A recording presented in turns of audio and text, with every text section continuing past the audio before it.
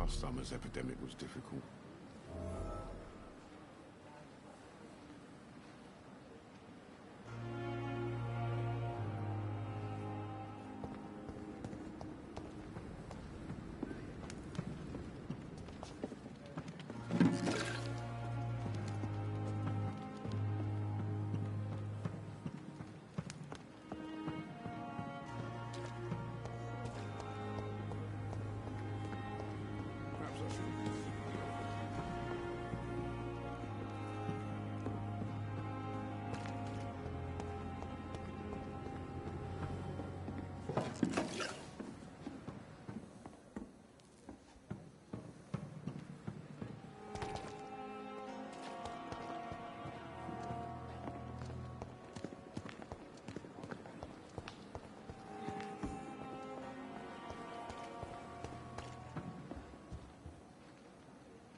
The flu took my dear wife, Emily.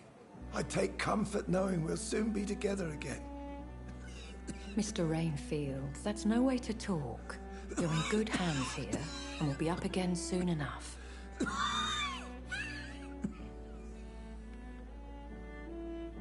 Now do me a kindness and get some sleep. I'll be back round later. Your words are kind, the blessings of an angel. You're the sweet, sweet Lady of Mercy.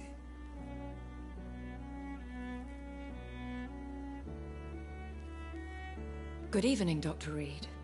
It's a pleasure to see you again. You seem surprised. Dr. Swansea has brought me up to speed concerning your recent appointment to Pembroke Hospital. You're a the lady who saved me that night, before vanishing into thin air. I remember you from the pub with Dr. Swansea. Indeed. Allow me to introduce myself formally this time. My name is Lady Ashbury. I remember you well, in spite of the brevity of our encounter.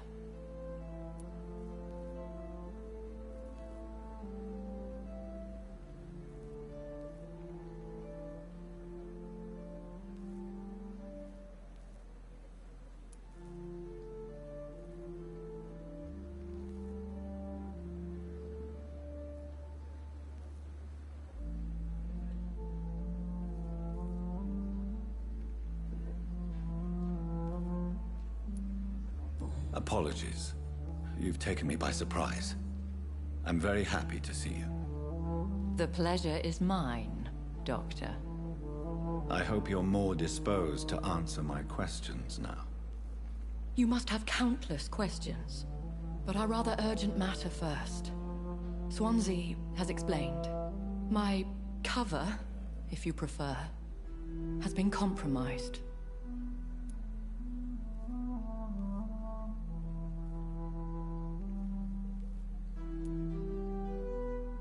Dr. Swansea has commissioned me to be your agent in this matter. You could start by explaining what's amiss. These past insufferable weeks, I've been the victim of extortion. I've made a first payment, but the blackmailer grows greedy. I must refuse his most recent demands.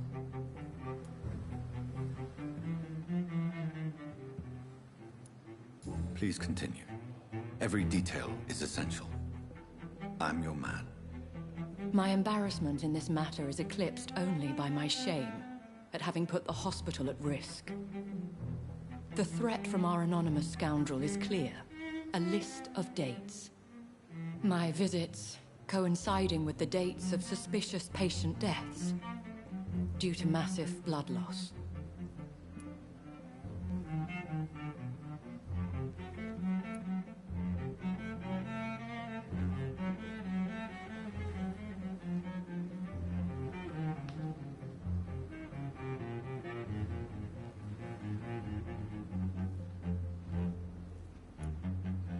Is it true? Now aren't you the blunt one?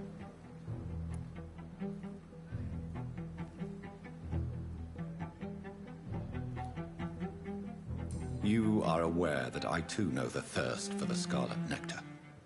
In all honesty, I'm not simply a patron to the hospital. My visits serve a dual purpose. Dr. Swansea has been treating my condition, with a revolutionary technique of blood transfusion. It seems you are a specialist in the domain. I'll take care of it. Do you know where I should start? If that was the case, I'd settle the matter myself. You could talk to our local gossip, Harriet Jones. Not a pin drops here without her hearing about it. I'll meet that woman now. My life, as others know, is in your hands, Dr. Reed. I'm sure of your discretion, but I do fear your powers of persuasion will be put to the test. When this is resolved, I'll be your obligé. I'll answer all questions in regards of your condition.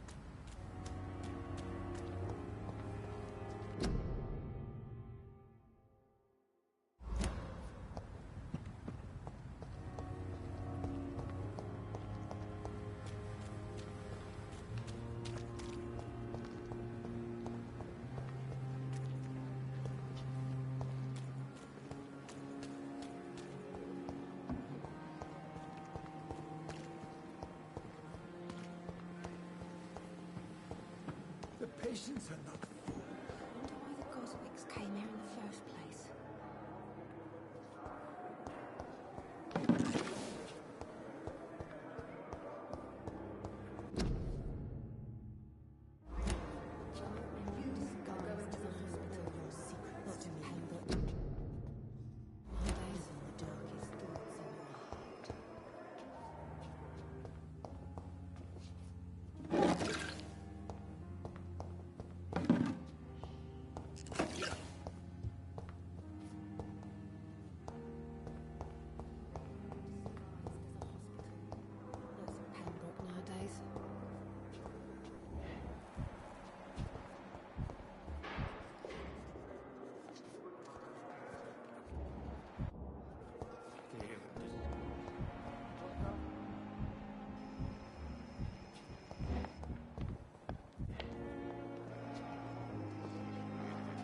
Good evening, sir. So it is true. The famous Dr. Reed has joined us. I can't think of any better news during these terrible times. Do we know each other? Actually, yes. We met once before, at the Rockefeller University in New York. Dr. Tippett's, yes, I remember. I was assisting Professor Carell in his research about coronary bypasses. He had nothing but praise for you. He was also very confident about your future. And look at you now. Eminent surgeon and blood transfusion specialist.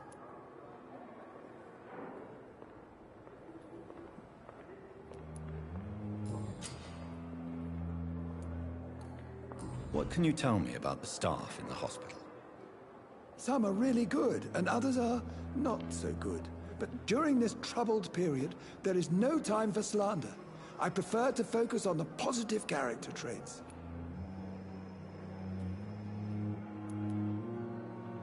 Tell me more about cherished people, then. Nurse Brannigan is a pearl. She is the most helpful and dedicated nurse I've ever worked with. A clever and cheerful woman. You really seem to admire her skills. I'll go even further. If she was a man, she would be a damn fine practitioner.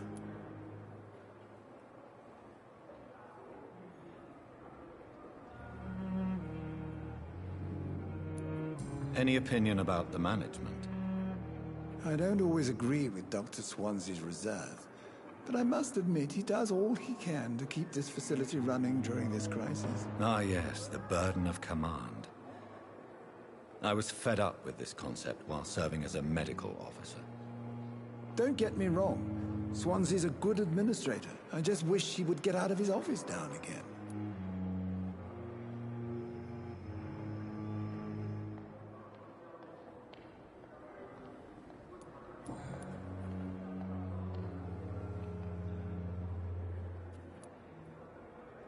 You're exhausting yourself, Corcoran.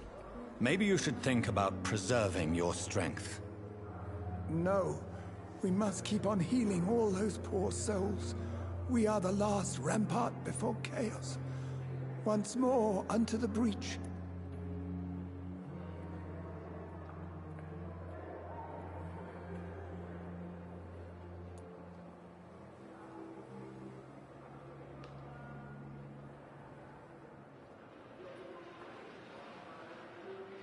Nurse Brannigan is worried about you, Doctor. She should not have told you that. I will have a word with her. You don't have to blame her for her honesty. I'm not that kind of man, my dear Jonathan. Actually, Nurse Brannigan's opinion is the only one I may listen to.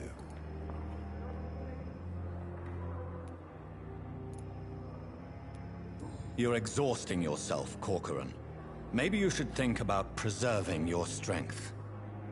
No. We must keep on healing all those poor souls. We are the last rampart before chaos. Once more, unto the breach. Nurse Brannigan is worried about you, Doctor. She should not have told you that. I will have a word with her. You don't have to blame her for her honesty. I'm not that kind of man, my dear Jonathan. Actually, Nurse Brannigan's opinion is the only one I may listen to. What is the Pembroke Hospital situation? And please, speak freely.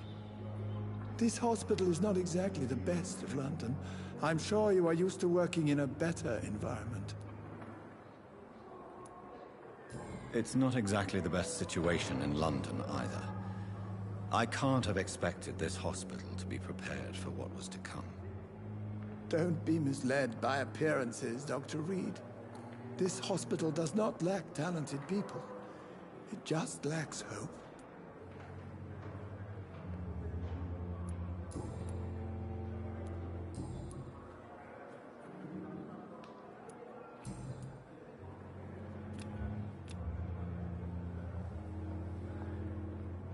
Do you need any medical assistance yourself, Doctor? Come on, don't be ridiculous, dear colleague.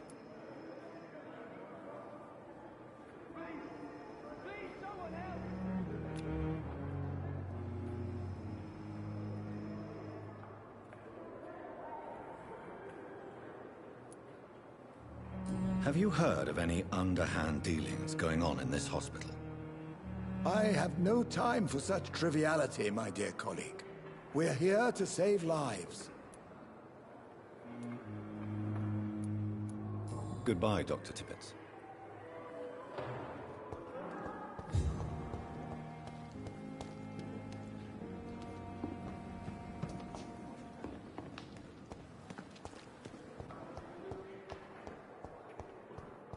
Fear and disgust on every street corner. The daily routine.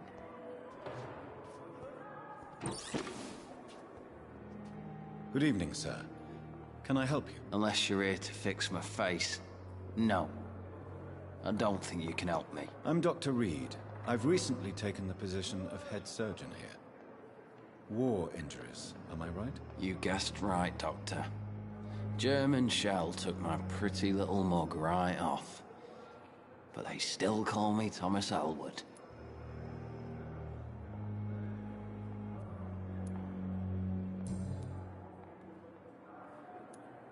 Where were you stationed, sir? Did you serve for long? I really don't want to talk about all this shit. No offense. I was pushing too much. I served in France myself. I just wanted to know what happened to you. You were an officer, weren't you? Then I doubt we fought the same war, sir. No offense.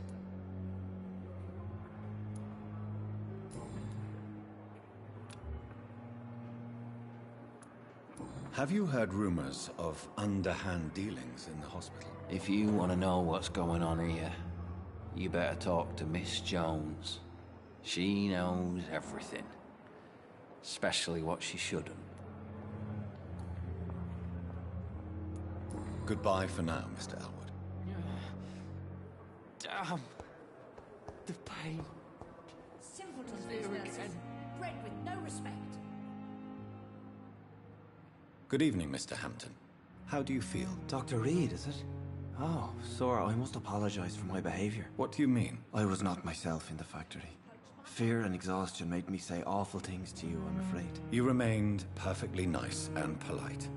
A little delirious, perhaps. But who wouldn't be after enduring an abduction? Thank you, Doctor. That's a relief. Now all I need to do is rest and return to my flock.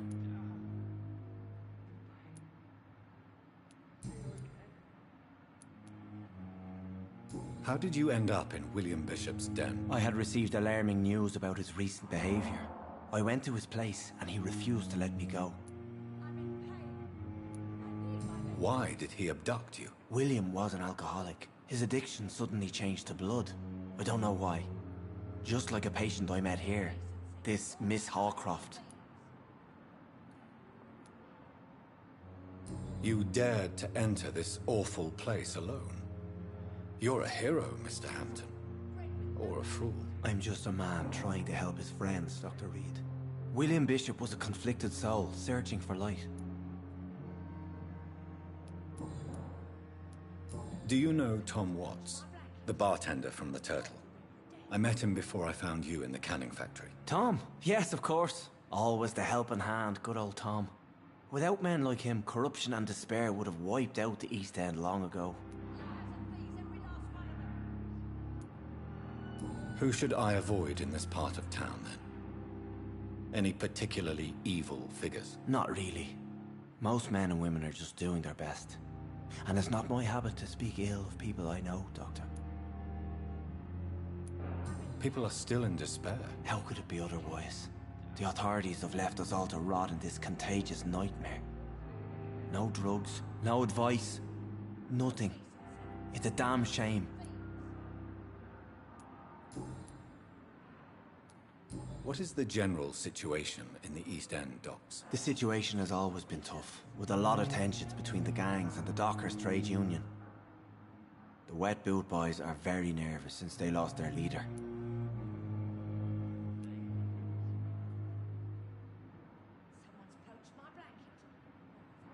Has the gang been threatening you? Ah, no. I've had this nickname for so long, you know, the sad saint of the East End. No one dares to bug a saint, not even criminals. Who leads the gang now? Since Clay Cox went missing, it's his wife Edwina who runs the show, with the assistance of her minion, Booth Digby.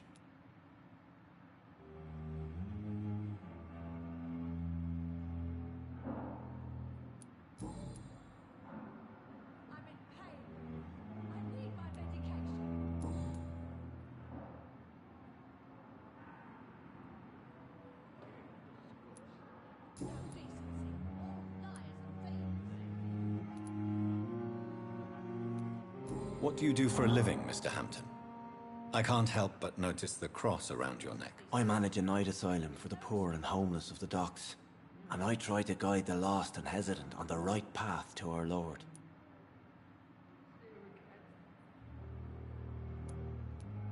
Are you a priest, Mr. Hampton? A deacon, maybe? Not at all, Doctor. I'm just a man of faith willing to preach the good word.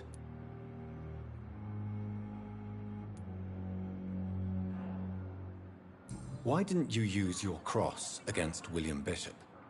To repel him somehow? That's a very strange question, Doctor. A cross is no magical token, if that's what you were trying to say. Not mine, anyway.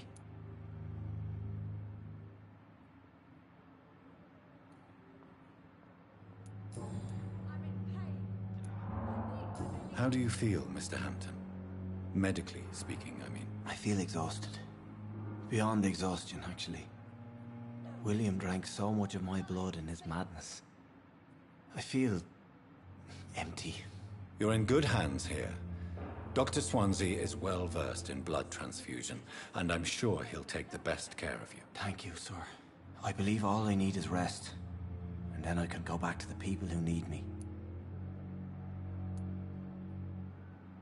Have you made friends since you arrived? Not really, but I recognize Miss Harriet Jones. I knew her when she lived by the docks. That poor woman had such a miserable life. You never came to see her here at Pembroke? Receiving visits when sick can be an important part of the healing process, you know. We're not just bodies. You're preaching to the converted now, Doctor. To be truly honest, I thought she was dead. She left the docks many months ago.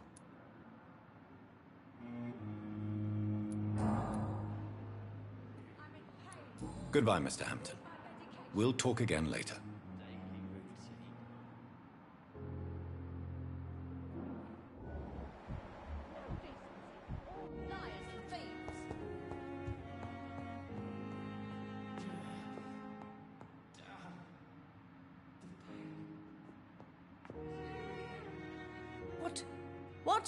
What is this? Who are you? Get out of my room. There's no need for alarm, madam. I'm Dr. Reed, the new surgeon. Preposterous. Dr. Reed, you say? I don't want some bumbling intern. Where's Dr. Swansea?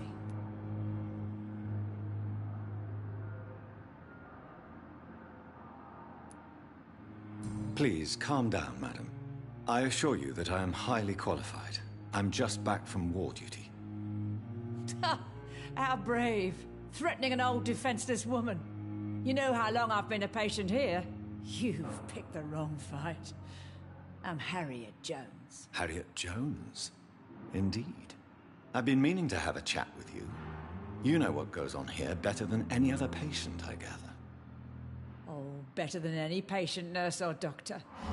I've seen so many vile undertakings. I heard there have been some despicable goings-on. Was there a case of blackmail? Blackmail? Wait. You're investigating something. This isn't a social call. One of those incompetent cunts slit a poor sod's vein. I assure you, madam, this is not an investigation into a possible medical error. Debauchery, then? Nurses Crane, Hawkins, Brannigans, whores, all of them. They can't keep their legs shut.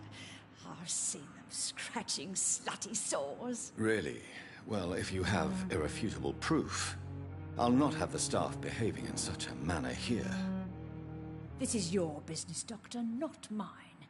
But I swear one of the nurses is cavorting with some man on hospital hours. Thank you for your time, Miss Jones. You've given me something to go on.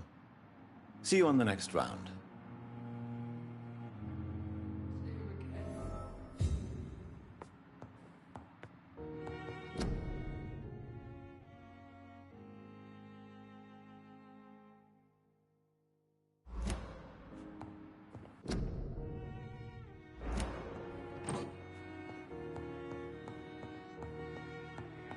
The patients and staff might know something.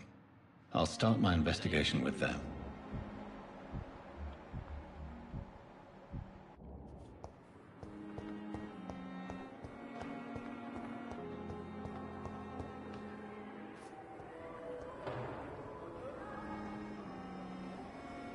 Good evening, miss. I'm Dr. Reed, the new surgeon at the Pembroke Hospital. And who are you? Your name has no meaning to me, mortal. You're nothing but dust blown by the winds of eternity. I beg your pardon? What are you begging for, mortal? My clemency? Well, tonight maybe I'm inclined to mercy. You'll never forget the night you met Thelma Howcroft. You keep calling me mortal. Why is that? And if I'm mortal, what are you? Well, Dr. Reed, if you must know, I'm a vampire. Have you heard of any blackmailing going on within these walls? I have no time for mortal games. My secrets are beyond their comprehension, Dr. Reed.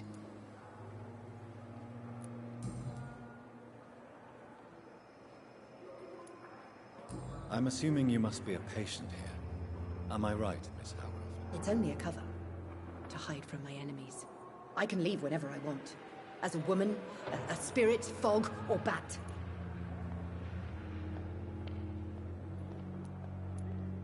Who are these enemies you mentioned? Can you describe them? I cannot say for sure. But I sense their eyes on me from nearby.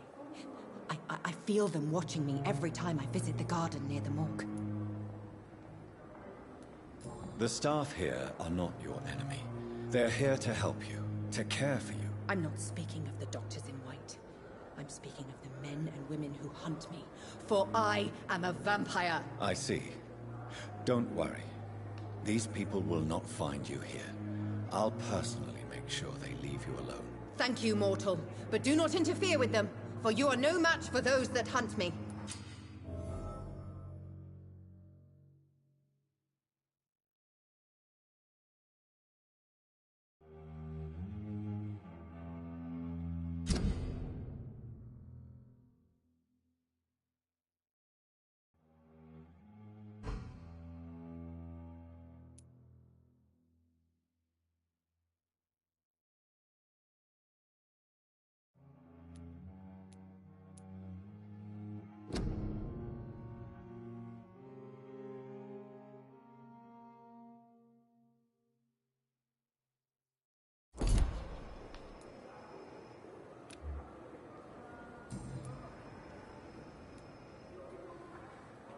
And why do you believe you're a vampire? I don't need to believe anything. It is what I am. It is what I feel within this hollow shell of flesh. Please, describe to me how you feel. What is it like to be a vampire? I can hear my body crumble from the inside as my flesh cracks and fades. I sense the last pulse of postulant blood within my drying veins. I need new blood. I see. Have you ever heard of Cotard syndrome, Miss Howcroft? Never. It's a mental illness discovered by a French neurologist named Jules Cotard.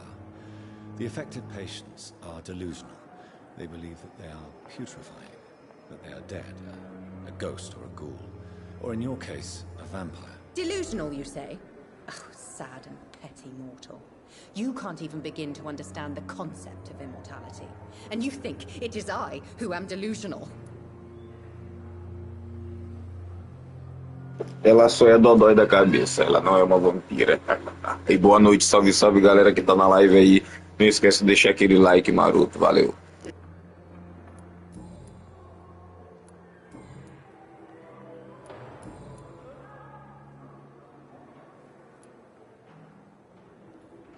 Who are you really, Miss Howcroft? I mean, apart from being a vampire. Is that not enough for you, puny mortal? What do you require? Proof of my powers? I'm curious to know who you were before becoming a vampire. No, it was such a long time ago, I don't remember. Centuries of unholy life can have strange effects on one's minds, you see?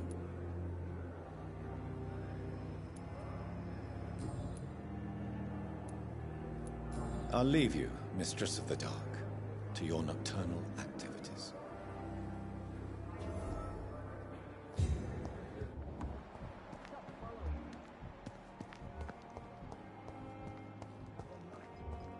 Surely I can endure another night. Please, I feel sick.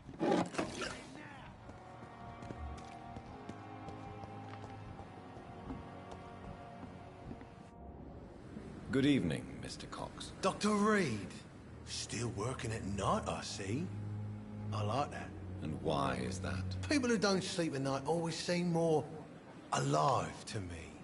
More interesting, one way or another.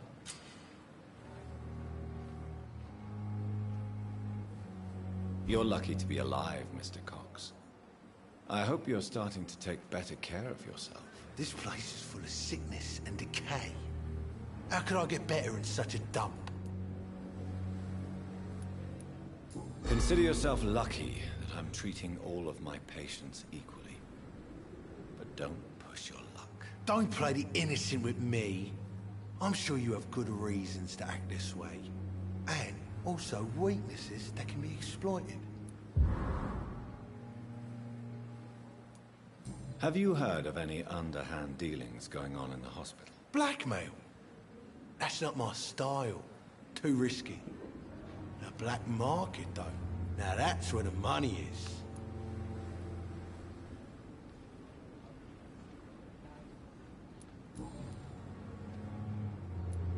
How is your hospitalization going, Mr. Cox? This is a shitty place with shitty staff. But as long as I'm treated all right, I'll be fine. What's wrong with the Pembroke staff? That bastard you sent to bring me here, Milton. I thought he was going to break all my bones before I reached my bed. I see. Any other smart comments? The nurses aren't too ugly. Especially that foxy one, Nurse Crane. Pretty brunette, tough attitude, all like that.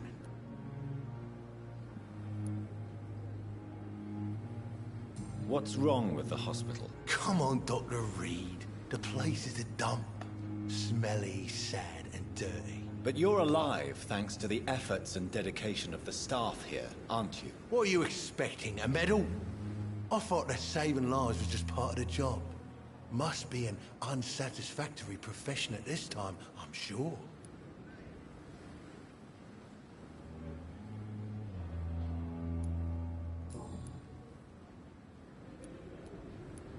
Do you ever think about that poor fellow I saw you push in the water? The wound he gave me will make sure I don't forget him. Still fucking hurts. Boss had cut me good. What did he want?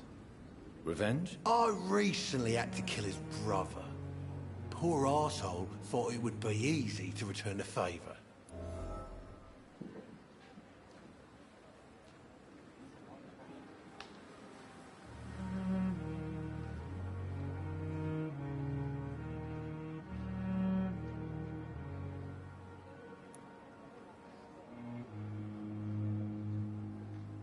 Only the strongest survive, then? Survival at all costs. Is that all you think about? I'm the toughest bastard you'll ever meet, Dr. Reed. And I don't give a fuck what you think of me. That man was determined to murder you. You almost died. What a surprise. The first time I met him, he nearly shit himself. Fucking coward. I guess revenge gives you balls.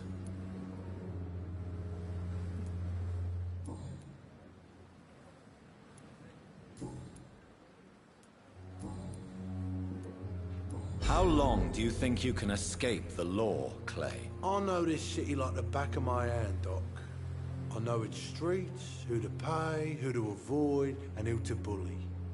I won't get caught.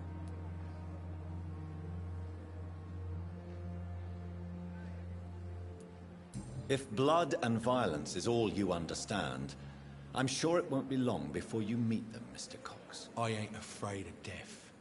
I don't hide who I am. I live my life honestly, which is more than I could say for most folks. And who are you, then? I'm the leader of the Wet Boot Boys. One day, I'll leave this shitty place and punch in the face all who thought I would not come back.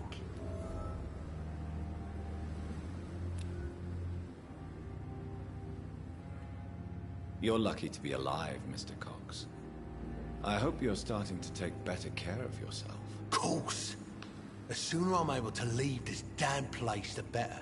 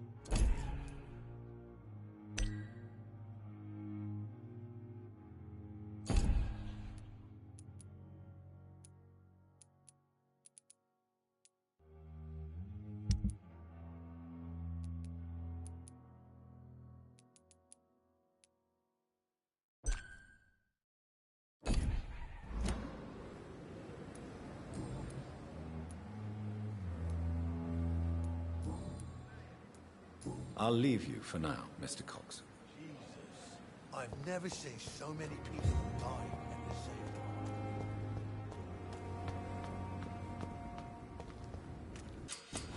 time.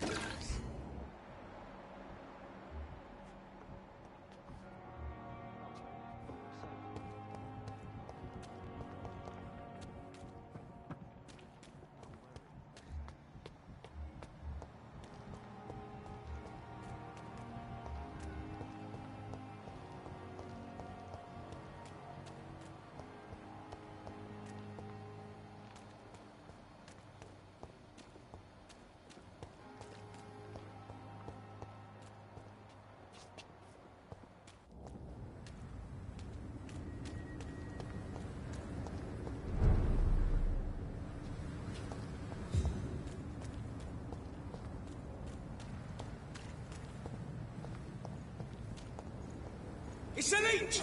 Kill it! Filthy piece of shit!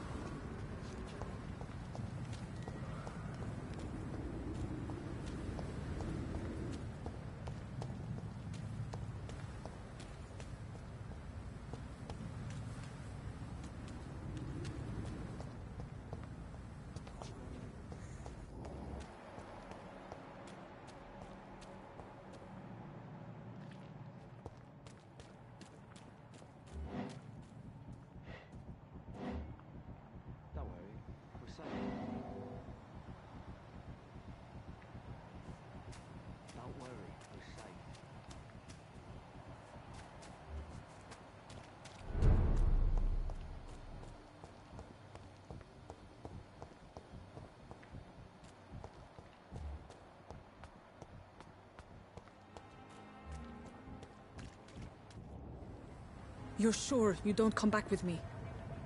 Nah, I have to see someone at the hospital. Be careful. You look so bad they may keep you as a patient.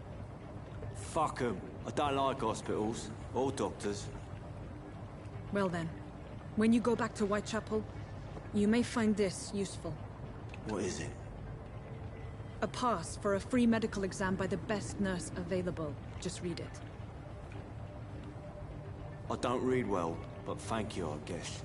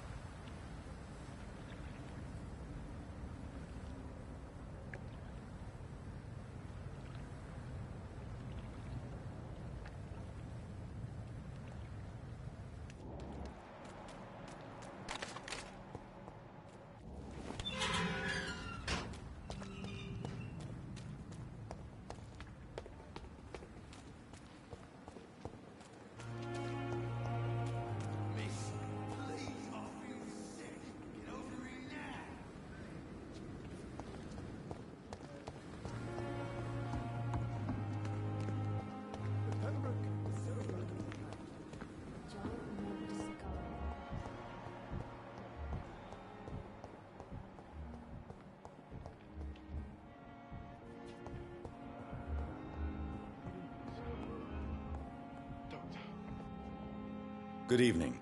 I'm Dr. Reed. Can I help at all? No. Really?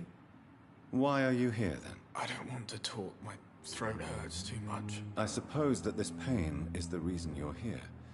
Is someone taking care of you? Yes. And no. Could you at least tell me your name, sir? Mortimer. Mortimer Goswick. Have you heard rumors about blackmail in this hospital? No.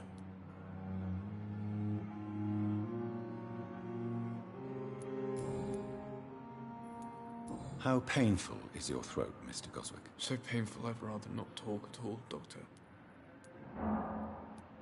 I'm sure you realize a doctor and his patient have to communicate, sir. Would it help if I gave you some paper and a pen? Not really. I see. Then maybe it's not just your throat that hurts, Mr. Goswick. Perhaps your sore throat is just the consequence of something more hurtful. Yes, maybe. But I don't want to talk or even write about it now.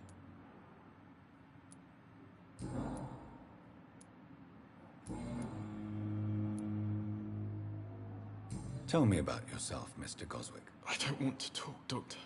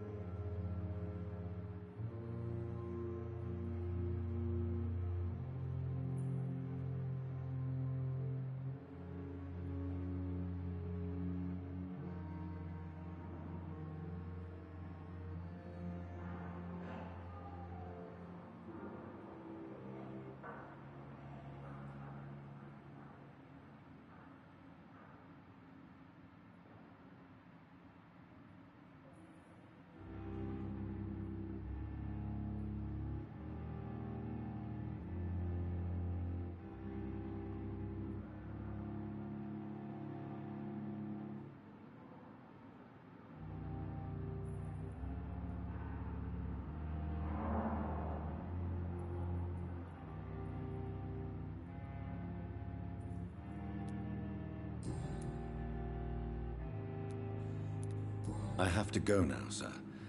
But don't hesitate to contact me if you need any help. Good evening, sir.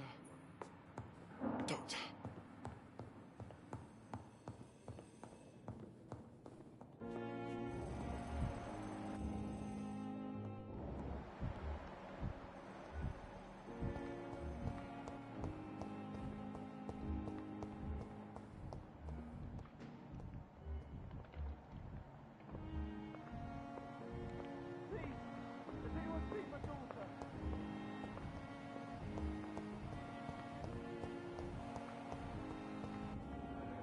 Good evening, Nurse Hawkins. Good evening, Dr. Reed.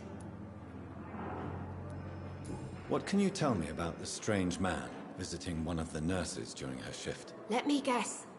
You spoke with that old shrew, Harriet Jones. Do not pay attention to her, Doctor. She's full of fanciful tales.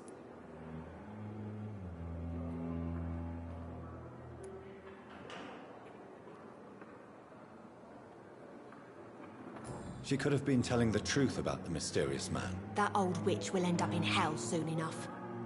Who cares if a nurse finds some happiness where she can? No matter how you feel about her, Miss Jones deserves our help. Who says I don't care for her?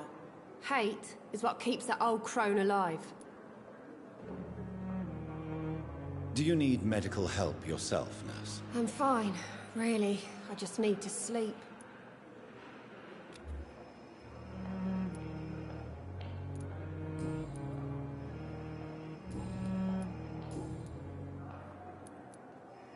How long have you been a nurse? Well, long enough to see that the epidemic is winning. And no matter how qualified you are, don't tell me you'll change that. I don't like your attitude, Nurse Hawkins. Pessimism can be as lethal as the epidemic in times like these. Sorry, Doctor. I don't want to sound bitter, but I'm just too tired to give a pep talk like Nurse Brannigan. How is the Pembroke staff coping with the epidemic? Well, not well. Milton, the ambulance driver, is even more grumpy than usual, especially concerning doctors.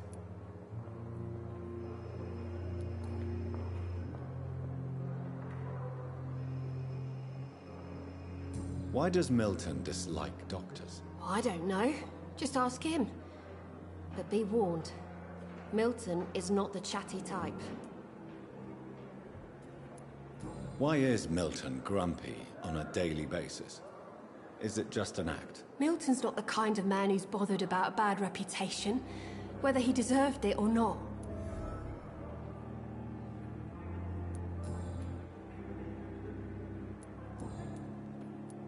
What can you tell me about the strange man visiting one of the nurses during her shift? Let me guess.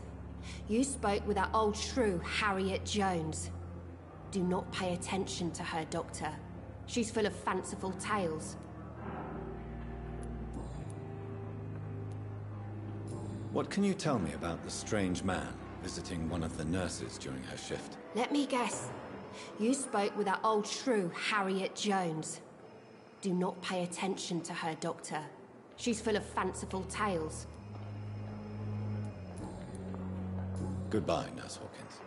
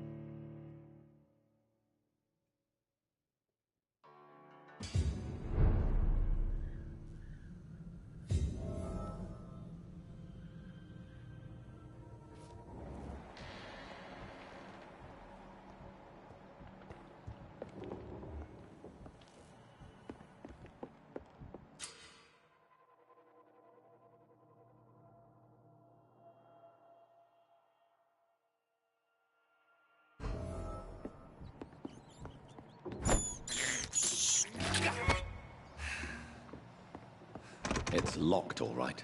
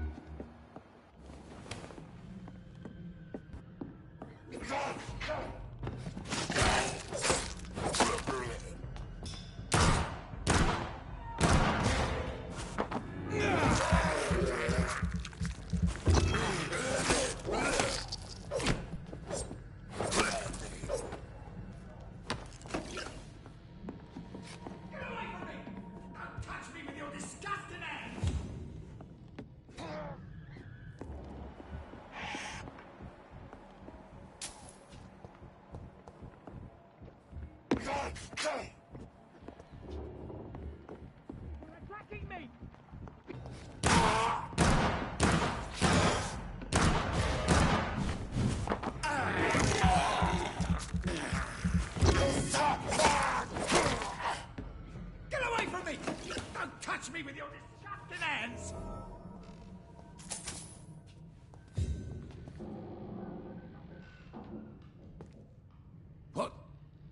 What happened? Who are you? It's all right, sir. You're safe now. Oh, a fellow Englishman. Thank you, sir. For a moment, I thought those bloody heathens had killed me. What are you doing here? This place is not safe. Yeah, it's a cesspool, but it's mine. I came to collect some overdue rent. But those who still live here have gone completely bonkers. You're very lucky to be alive. Yeah, filthy immigrants. Fucking savages, every one of them. And now with this bloody fever, they're just animals. You can find safety of sorts in Whitechapel. If you're quick and cautious, you'll be able to avoid the savages.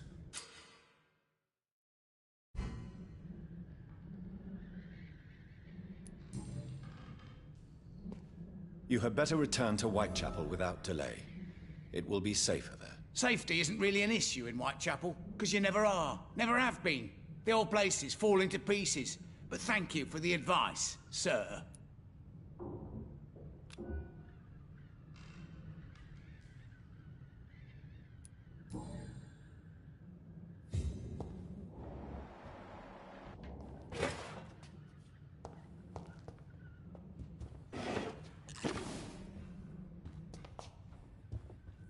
This is Braille.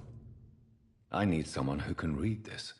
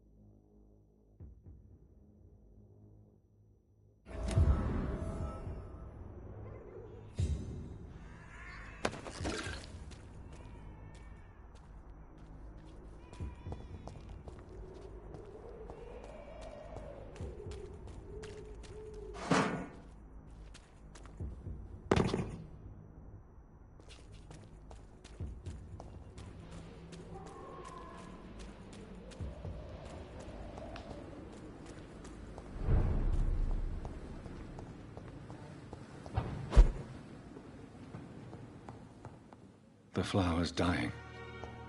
It needs water.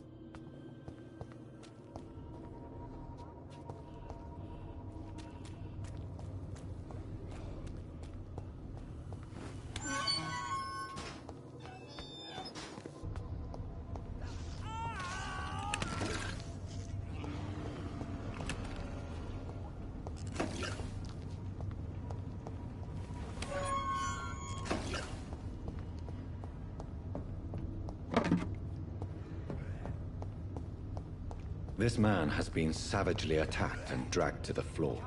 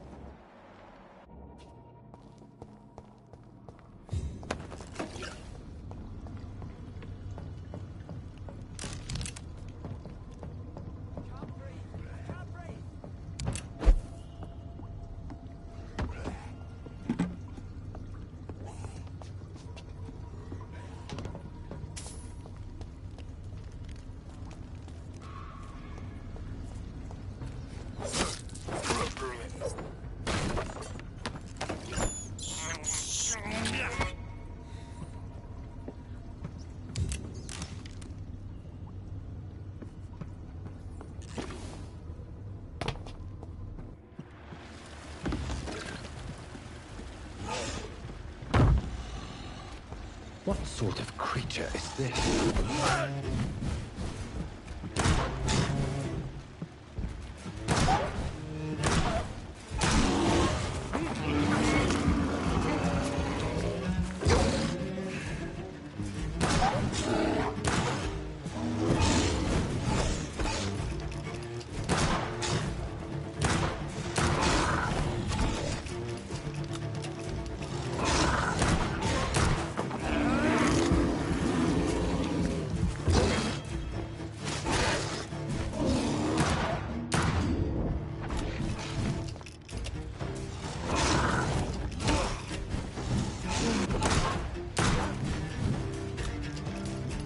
What's left of him. Not a lot to check, but I should anyway.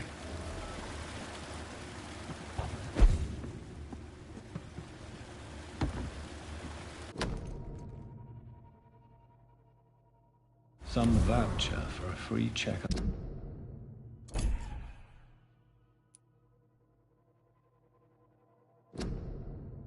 Up in Whitechapel. What is Nurse Crane up to? I really must find her.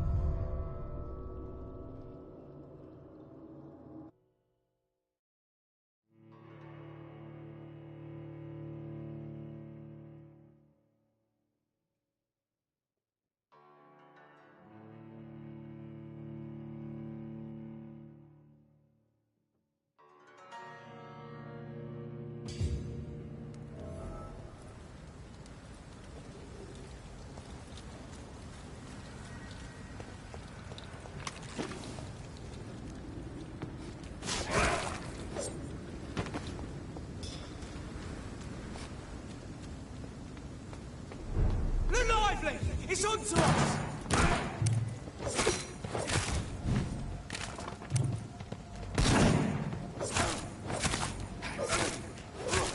Watch it! It's a killer!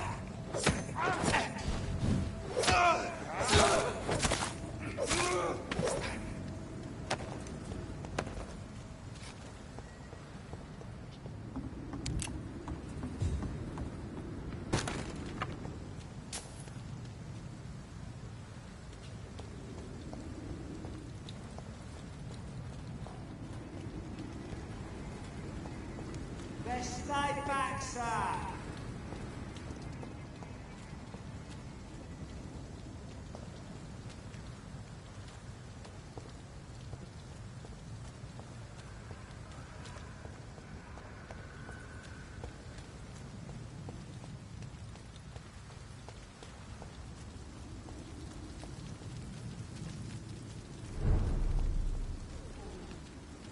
Can't just die like this.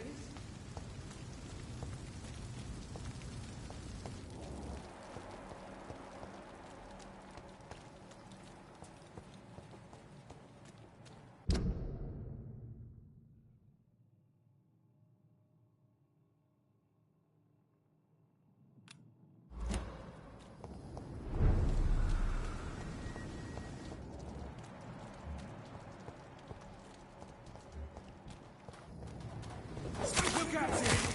Big bugger!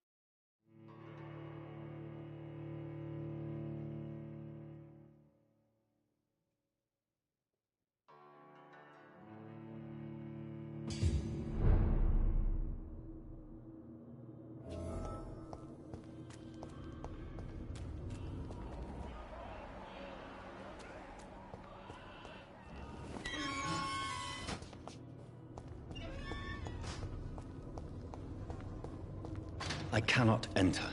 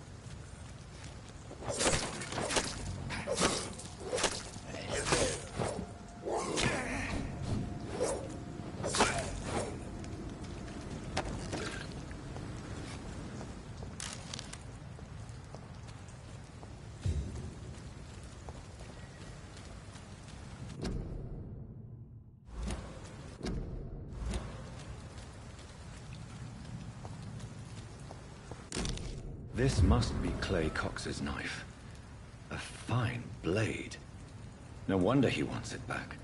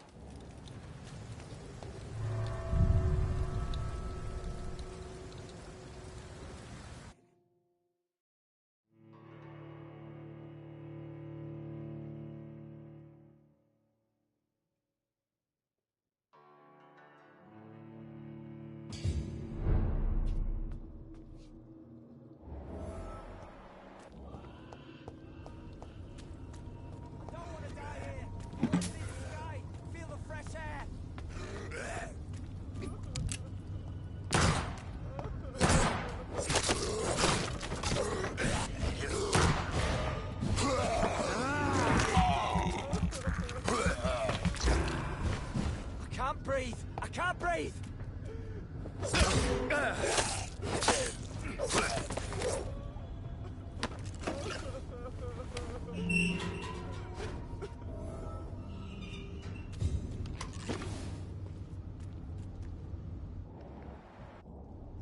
Are you injured, sir? Help me get out of here!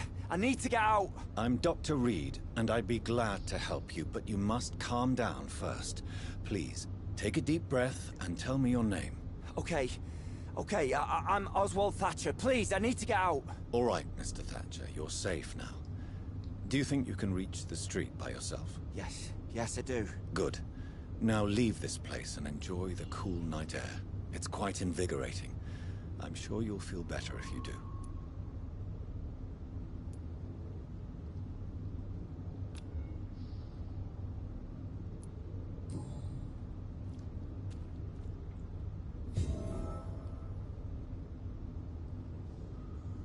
Are you sure you're all right, sir? Yes, I'll be... as soon as I can see the sky again.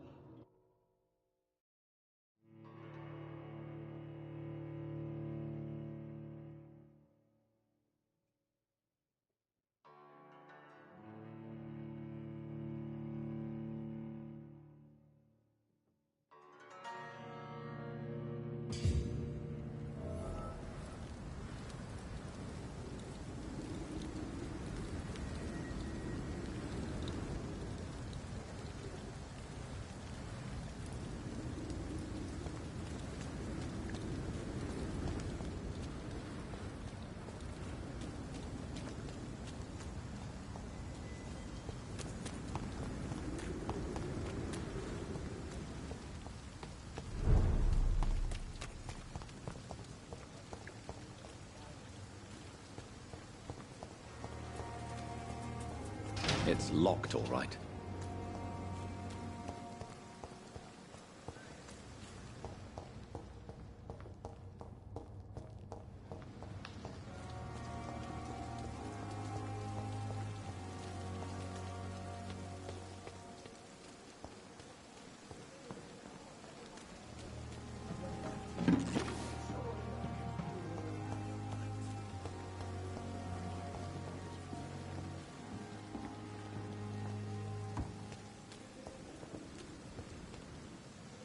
Hey, Doc.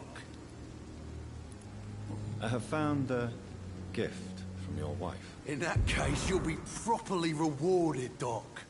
Clay Cox is a man of his word. I hope that won't make me an accomplice to your future crimes. Who knows what I might do now I feel invincible again?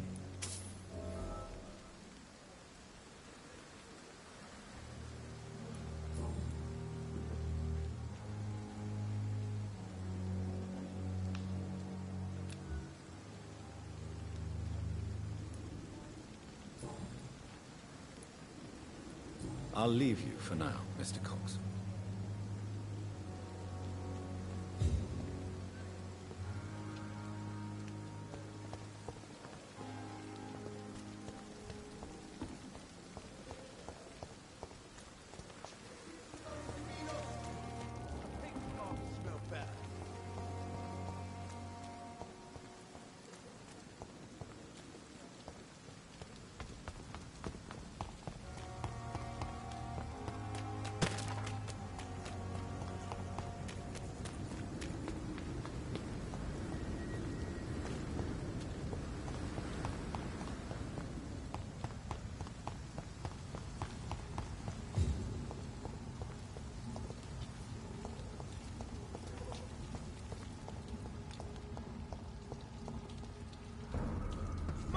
I'll take it. Christ! We have to...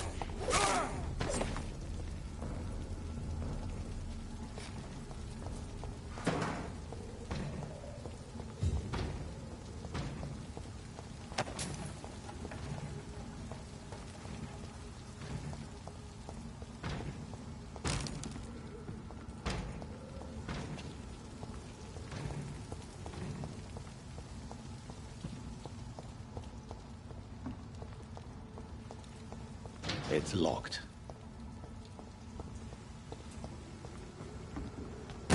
See them fancy clothes? This will be a bloody leech!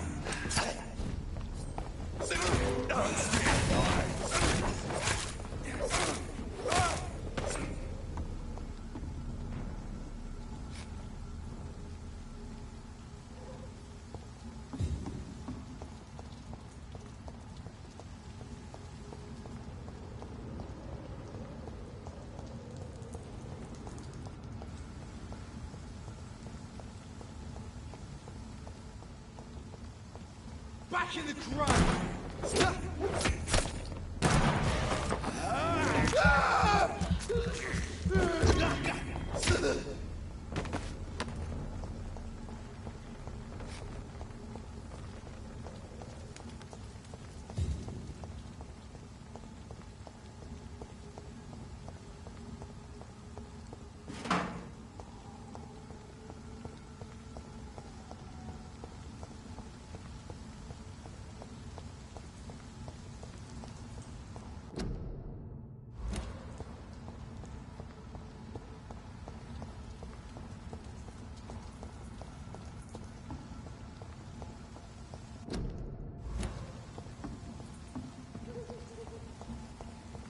I cannot enter.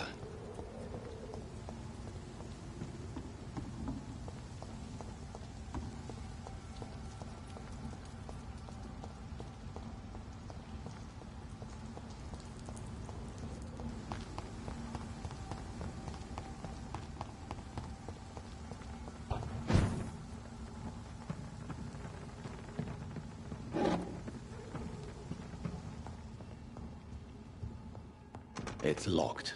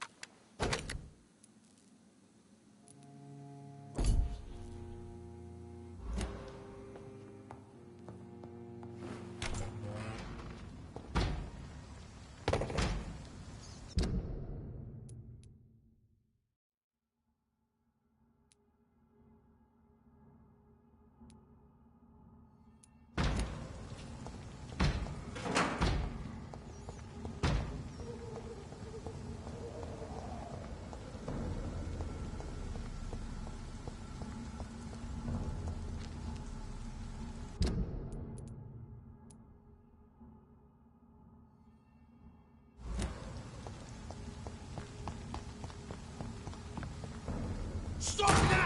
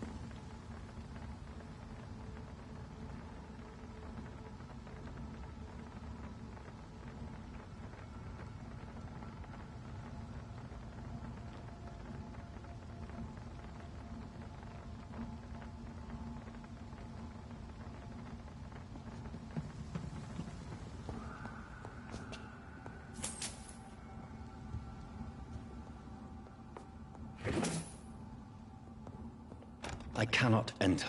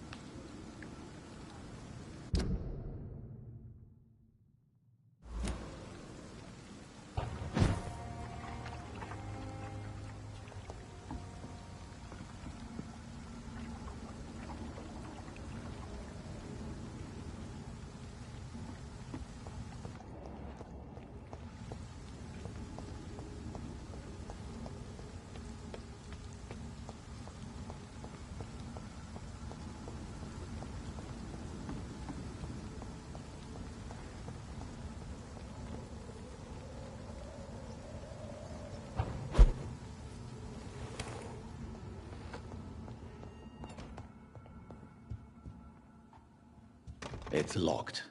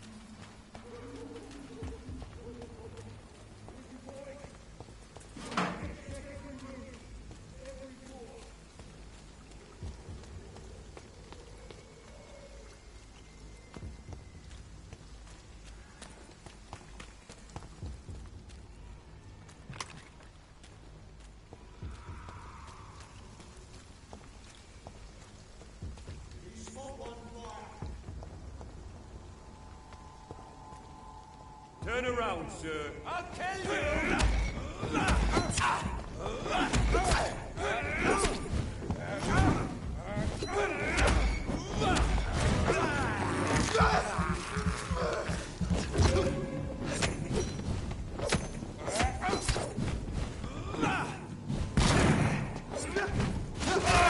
Shit, that leech is fast!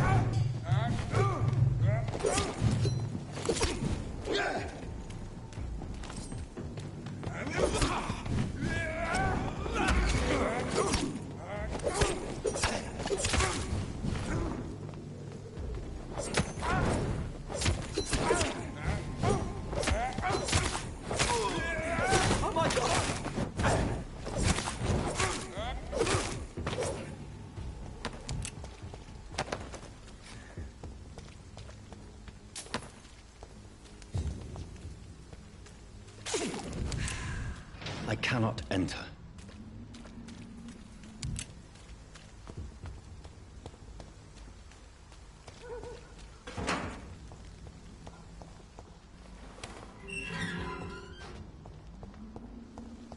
Whitechapel. This neighborhood is linked somehow to the kind Lady Ashbury's blackmail. First, let's find this Petrescu fellow.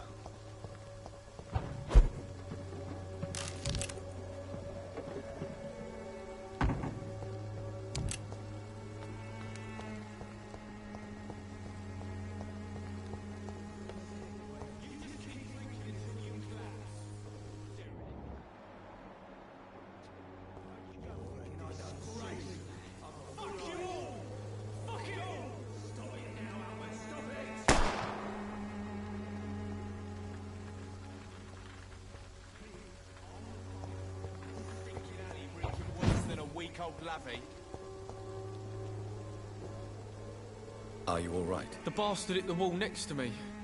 I don't even know if he meant to miss. If you've been hurt, I can help you. I'm a doctor. Name's Albert. Remember it. Now bugger off. I found the recruiter you were expecting. He's dead, but he carried a note. The Wet Boot Boys have accepted your application. I knew it! I told you I was tough enough. I'll be free soon.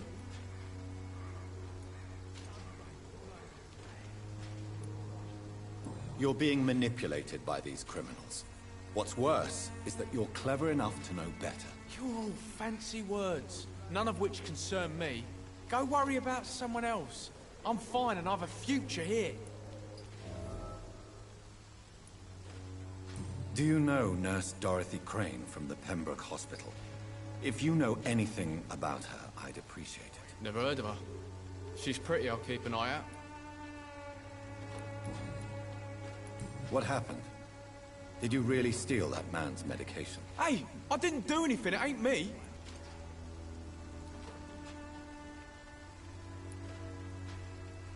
Medication and drugs are a rare commodity in East London.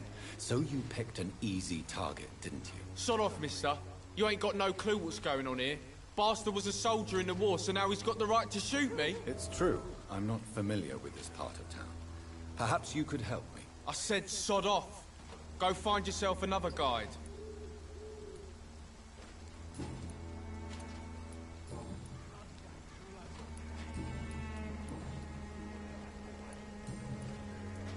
Goodbye, young man.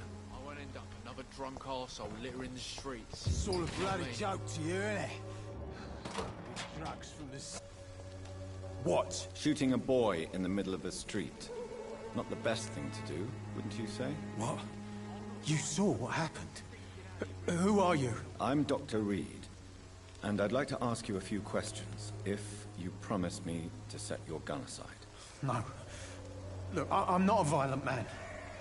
I'm Benjamin Palmer, doctor. And no one can help me. Not even you.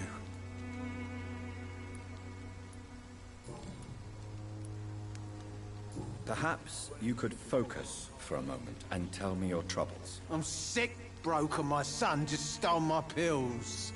Everything's coming up roses. What can you tell me about this place? Nothing to say, really. This is where I used to live, and this is where I live now. You mean you used to have a better life? Yeah, I had a wife, a home, and a job. I even used to have a name. And now I'm just Ben. Ben the Tramp. You don't have anywhere to go? No family that would welcome you? Not since the death of my wife, Albert's mother. She was sick, you see. Long before the flu and all this shit.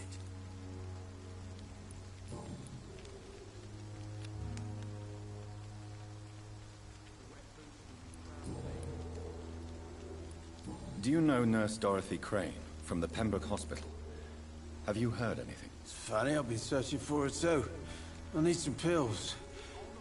But the woman is a phantom, if you ask me. Really? And why is that?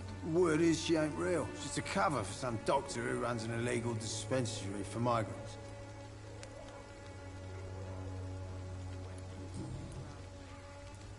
What is it, Benjamin? It was the war, wasn't it? Your nerves are shot, aren't they? I need some answers, Private. From one soldier to another. The doctors called me a liar. A coward. Put me in a straitjacket, locked me up. Finally, they sent me back to the front lines with a handful of tablets.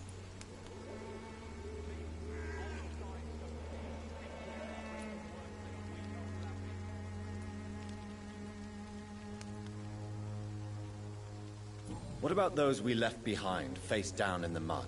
You want to change places with them? You cannot waste your chance at life this way. It's not that simple. I wouldn't have expected you to understand. I don't even know why I spoke to you in the first place.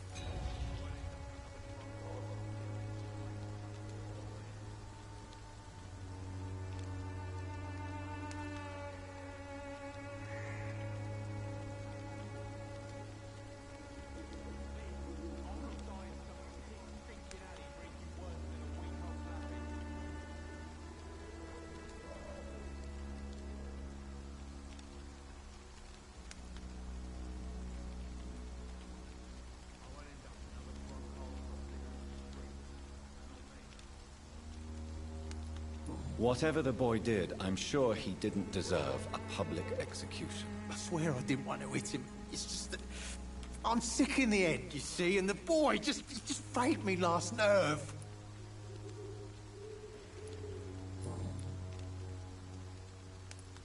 A gun, alcohol, and a bad temper make a terrible cocktail, sir.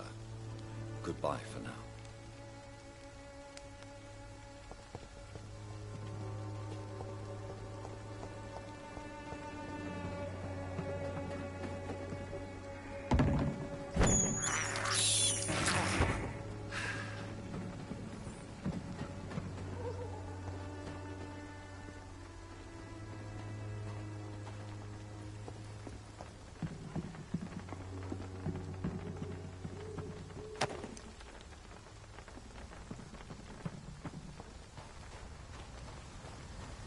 It's locked.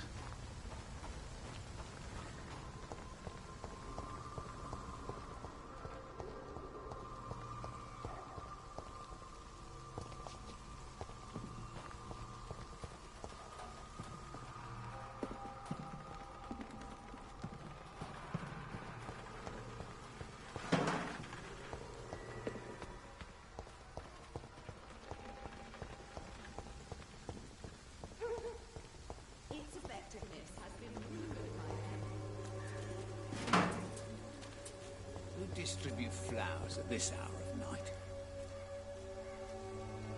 Good evening, sir. Do you remember me? If you're here for a reward, you'll be sorely disappointed.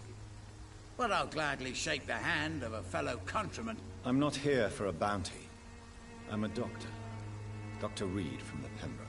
A doctor? In Whitechapel? What an opportunity. My name's Bates. Cadogan Bates. Do you require assistance, Mr. Bates? Not me, but your skills could help a lot of people round here. That would help my business, because I say, a live tenant's a paying tenant.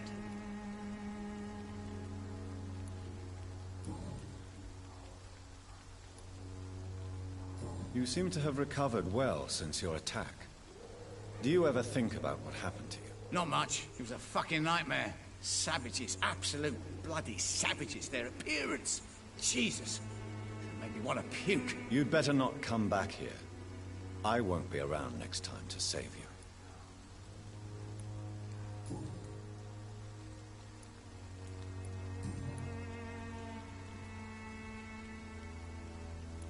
What is your business, exactly? I offer fair lodgings for a modest price to the poor and weary of Whitechapel. I see. And what about those who cannot pay? Well, deals can be done, if you know what I mean. Money's not the only currency. After all, I'm not immune to a pretty face.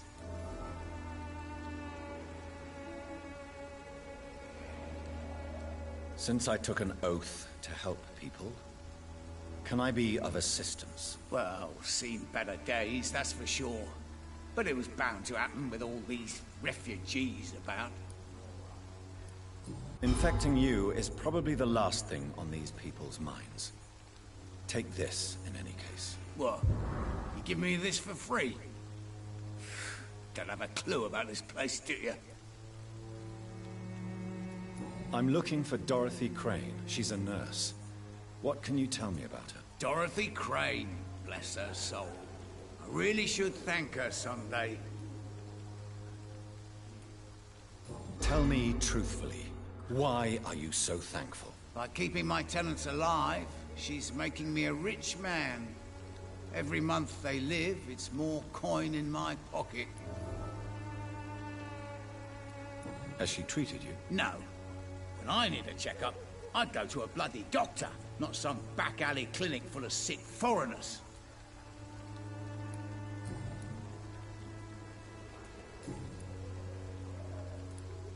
Tell me, what's your honest opinion of the increasing violence in London? People are just beginning to discover what we've always known. This city's rotten to the core. They just took their bloody time to wake up and notice it. What do you mean? People are acting like the violence is news. But it's always been savage down here. It just bubbles to the surface every now and again. What is your business, exactly? I offer fair lodgings for a modest price to the poor and weary of Whitechapel. I see. And what about those who cannot pay? Well, deals can be done, if you know what I mean. Money's not the only currency. After all, I'm not immune to a pretty face.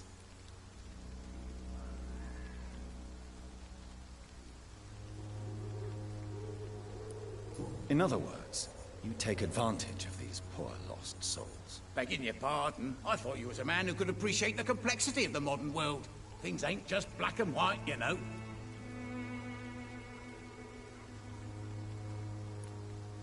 It's unusual to see someone so happy around here, especially considering the current situation. Why should I be sad now? There've always been wars, disease, tragedy. There always will be. That's an unusual way of seeing things in these trying times. I don't see why I should shed a tear for another man's woes. I'm healthy, and I intend to stay so. Eu acho que eu vou ajudar a população daqui não pagar mais aluguel, ó. What help could I possibly be to your business? That's simple. I already get good money from all those fleeing the war. Can you imagine what they'd be willing to pay if I could offer medical assistance too? Mr. Bates, do not make me regret saving your life in this quarantine zone. I understand, Dr. Reed, you're from a good family. Don't want to get your hands dirty. That's fine. I'll be happy to act as your middleman.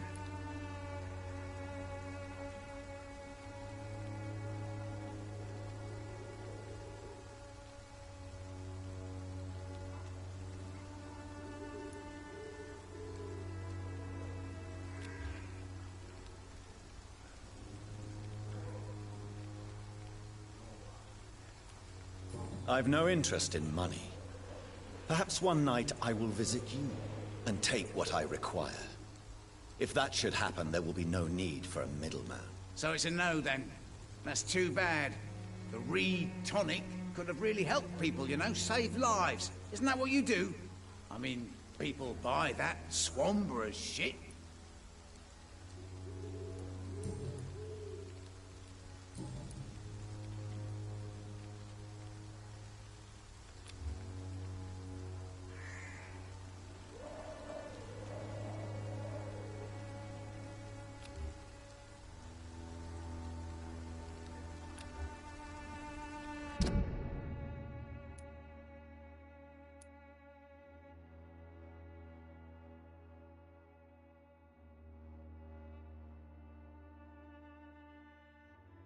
Se tivesse completo, eu levaria aí.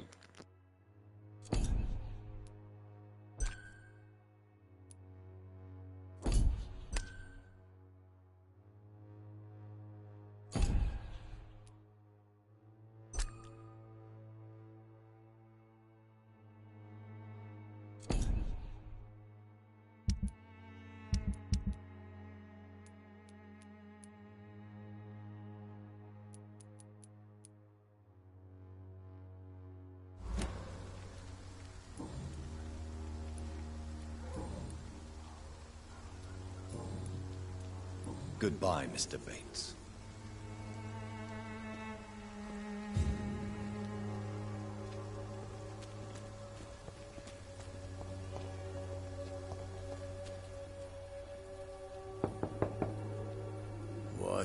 What do you want? Leave me alone. Good evening, sir. I'm Dr. Reed. I'm looking for Nurse Dorothy Crane. There is no Dorothy Crane here. Now goodbye. I'm afraid this medical leaflet says the opposite, sir. Really? Well, I'm afraid I'm going to close this door right now. Go bother someone else, Mr. Doctor. To enter that house, I must discover who this man really is. Maybe I could start by observing what he's up to.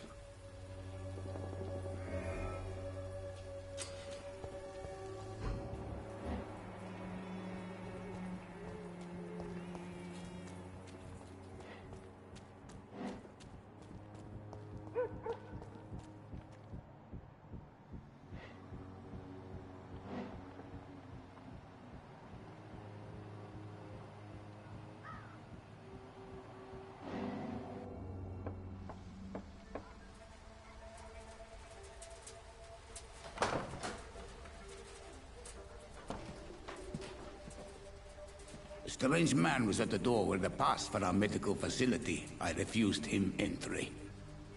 Darius, how could you know he didn't need our help? His clothes were too finely tailored to be from Whitechapel.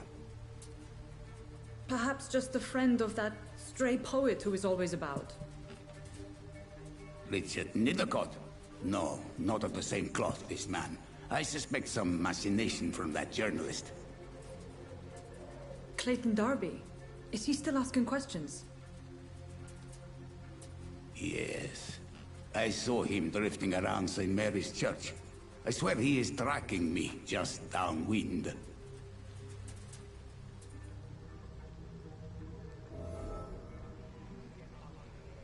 I must talk to that journalist or the poet. They must know about Darius. Nearby the church they just mentioned.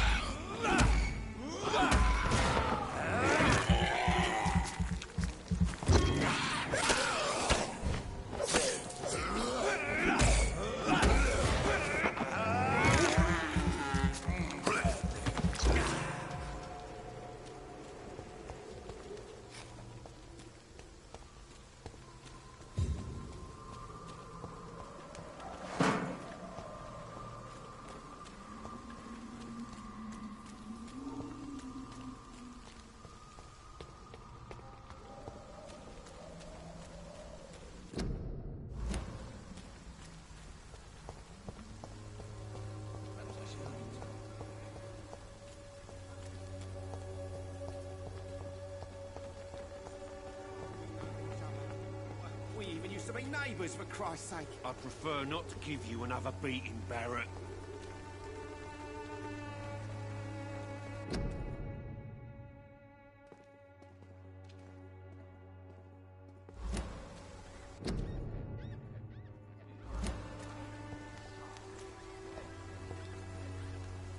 Welcome, sir. Please, take a browse of my wares. I am Dr. Reed. I would like to ask you a few questions, if you don't mind. Doctor? Interesting. I'm Barrett Lewis. Usually I don't have time to waste with talk, but at this hour of the night I can hardly refuse. Do you need help, sir? I only need you to purchase something from my shop, sir. Right then. Show me what you have.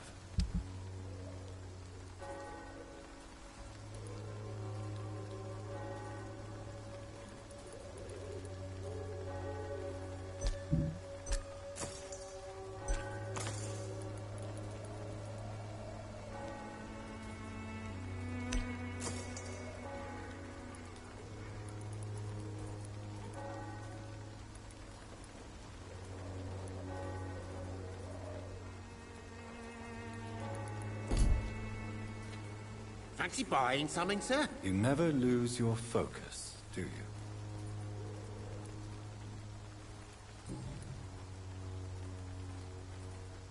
As a merchant, you see Whitechapel every day.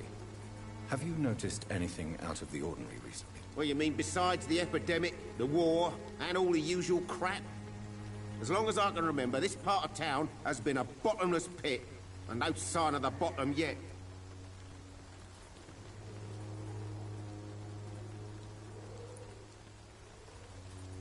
Violence is increasing in the borough. Yeah. A few nights ago, some blokes jumped me. Came out of one of the condemned workshops. Fever, madness, something like that. Where did this happen? Why did you go there? In the closed workshops nearby. I worked there as an apprentice in better days. Now I only go to find trinkets or tools. Too bad I was mugged, though. There was good money in that little box of loot I lost.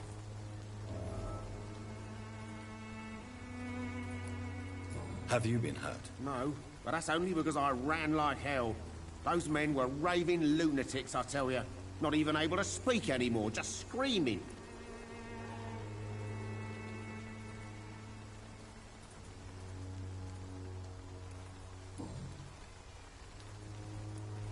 How is business around here? Business? I have no business. Between this racket, theft and customers getting scared, I'm losing money every day. I see. Sounds like you blame someone in particular for your situation. It's no secret Joe Peterson spends his time harassing merchants. But with me, he's trying to put me out of business once and for all.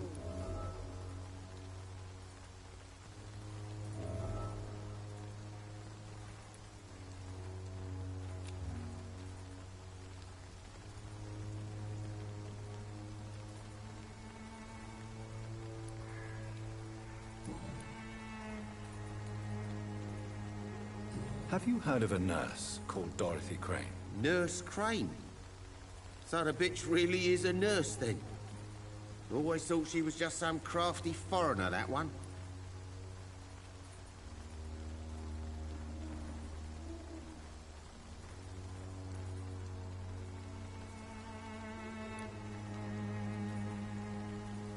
So she's trying to help her fellow immigrants. Why would that make her a villain? Dorothy Crane ain't even a real name. Something like Dorothea Craniu. Something like that. Came to England fleeing the war, I was told. That doesn't explain why she irritates you so much. Your precious Nurse Crane gives away medical supplies and prescriptions for free. I offered to sell it for a fair cut, but no. Miss Crane wanted to play the quiet saint.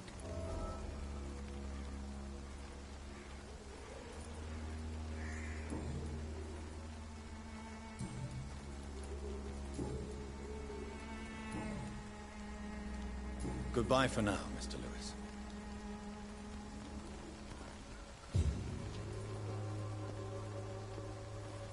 Cheap price, good quality. Come on, take a look. Don't be afraid. Cheap price, good quality. Come on, take a look. Don't be afraid.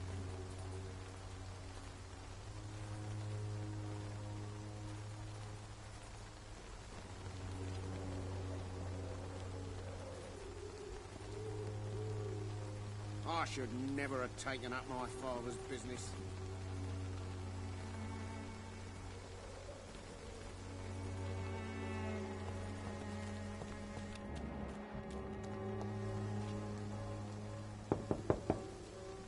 Hello, young man. I'm Dr. Reed, and I would like to ask you a few questions. May I enter, please? Sorry, no, sir. My father does not like people entering our house, you see. Your father is worried about you, boy. He asked me to look for you. So my father actually worries about me then? Okay then. Come on in.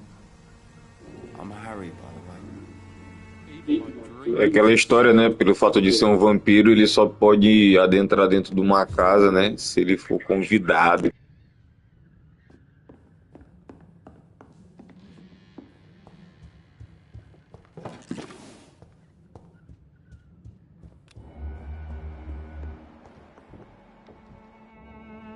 So, may I ask you a few questions? I'm not bothered.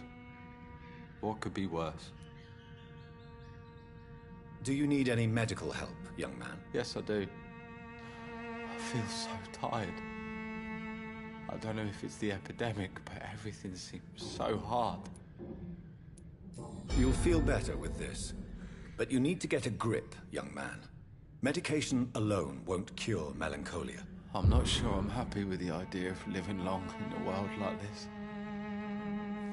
But I thank you for your concern, sir. Do you know Nurse Dorothy Crane from the Pembroke Hospital? I'd like to know more about her. Yes, I know her. She came here to examine me when I was very sick. She said I should go out more.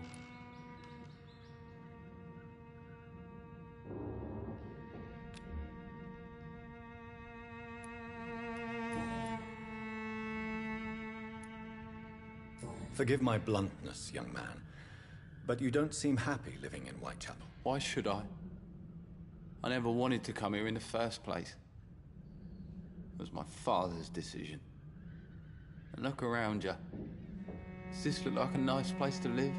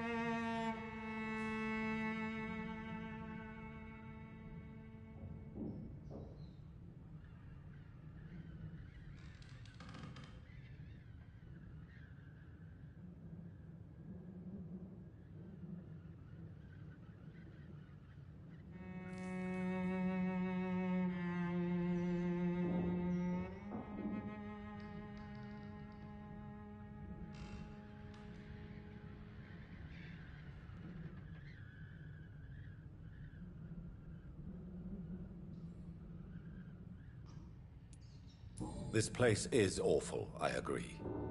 But does that not mean your situation can only improve? That's exactly what my father says. Harry, you should be grateful for what you've got. I wasn't even consulted when we moved here.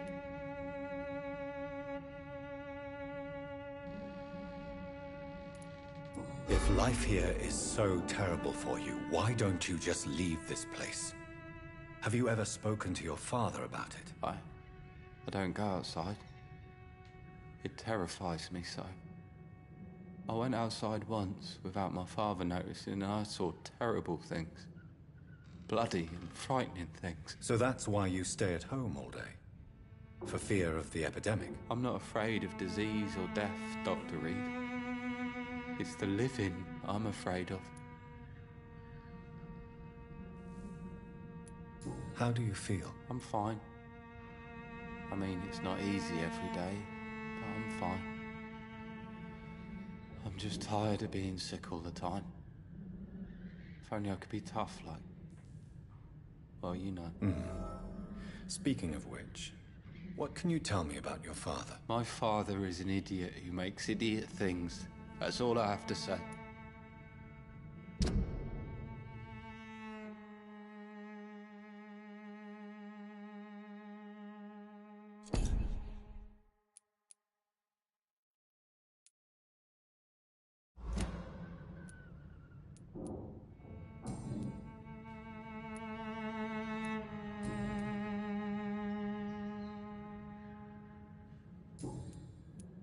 Goodbye, young man. Take care of yourself. Is there only pain and suffering in this world?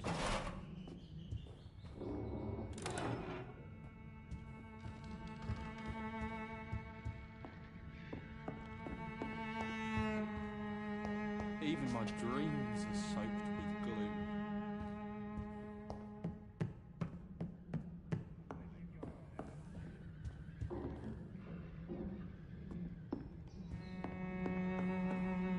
It's locked.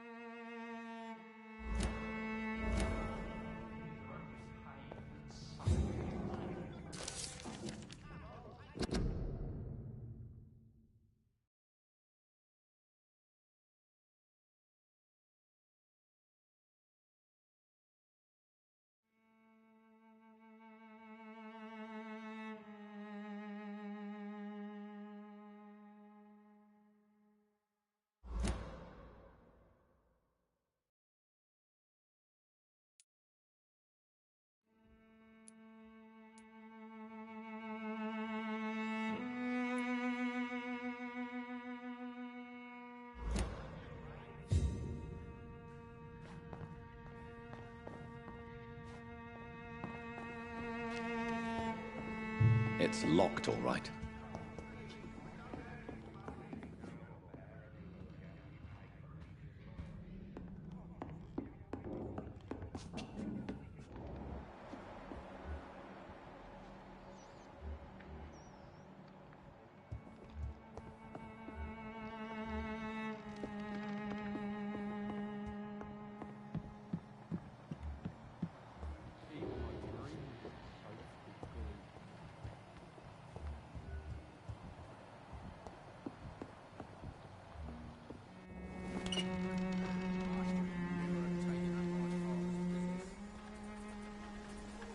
Excuse me, sir. I have a few questions for you. Another journalist? I didn't answer the first one, so piss off! I'm not a journalist, I'm a doctor. A doctor, you say? It's quite a rare breed in this part of town. Really? But still, here I am. Dr. Jonathan Reed, at your service. I'm Joe Peterson to some, but Colossus Joe to most. And I don't remember asking for your service, sir.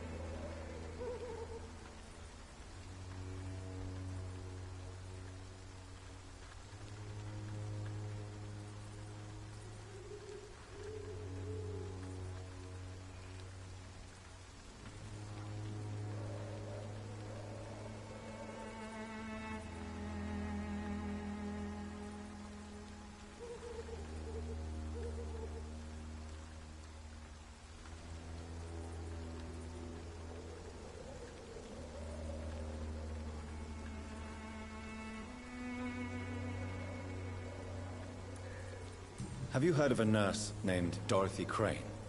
She's a colleague of mine, and is supposed to live around here. Dorothy Crane? Yeah, I know her. One of the few good souls who dare to help the sick around here. Could you please tell me more about her? She's a nice girl. Tries to help the migrants.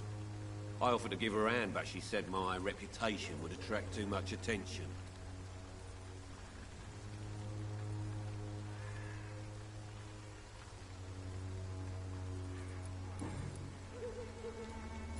How did you become the local bully everyone is afraid of, Joe?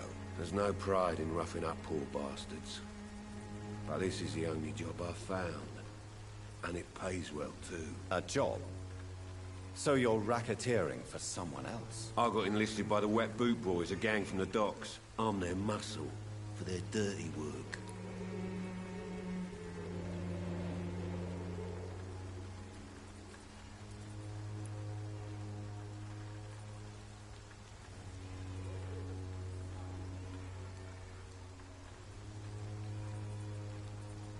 You survive at any cost, even at the expense of others. Perhaps that's just the law of nature. I don't care what you think, sir. I do what I have to do for my own reasons, and that's that. I'm not sure Mr. Lewis would agree with your by all means necessary philosophy, sir. Oh, do you really think he's the poor victim here? Barrett can be as sneaky as anyone. Long ago, I even called the bastard my best friend.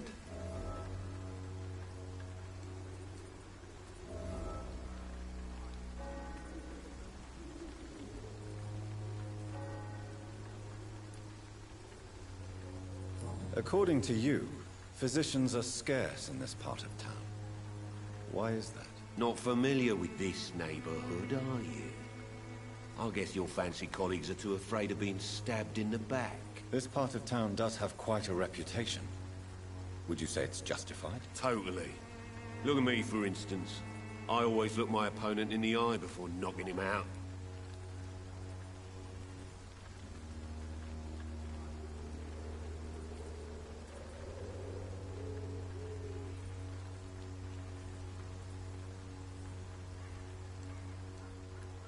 May I ask what you do around here? I do whatever I want, and sometimes even more. Now sod off.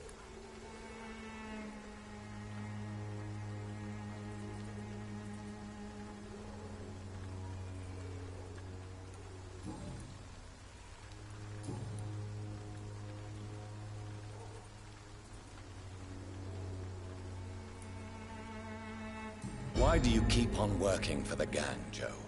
You know it doesn't suit you. It's true, I hate this job.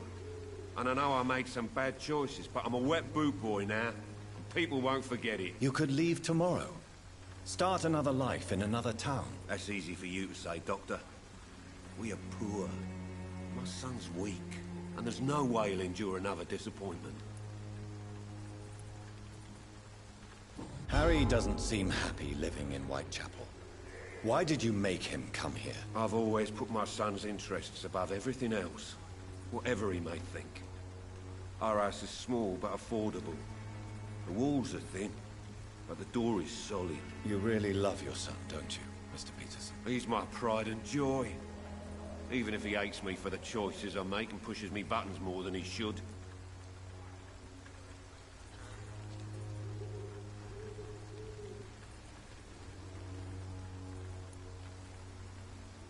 Since the criminal nature of your job means you could be arrested, are you not afraid of what would happen to your boy if you were? No one will ever take my son away from me. If that ever occurred, I'd hunt the bastard down and rip off his head with my bare hands.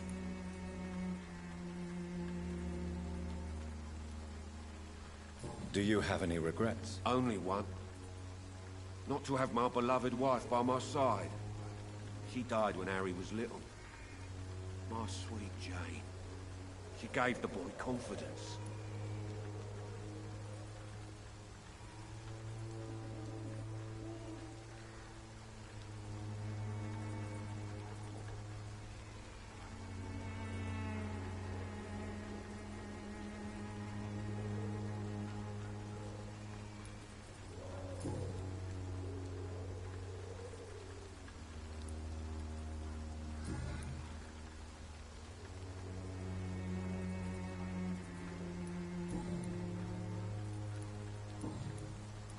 Goodbye, Mr. Peterson.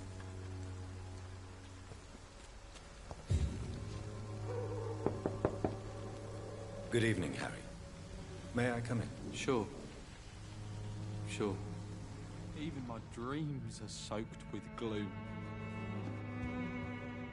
So, may I ask you a few questions? I'm not bothered. What could be worse? Would it ease tensions with your father if he got an honest job? Because he tried, you know. I can't say. I'd be glad if he dropped his thuggish activities. But I'm not sure it would be enough. Why is that? Sometimes I suspect it's me, Dr. Reed. Or it's this life. It's like I can't find my place. Your father and Mr. Lewis used to be good friends. What happened, Harry? I was young then. I don't remember Mr. Lewis ever coming back again after my mother died. Or was it after my father started bullying him? I don't know.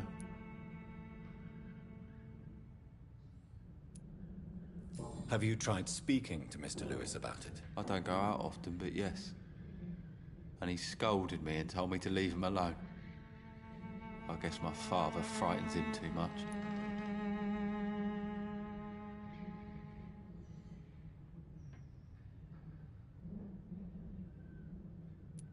But you are not responsible for your father's actions. Am I not? Dad always says that he joined that gang for my safety.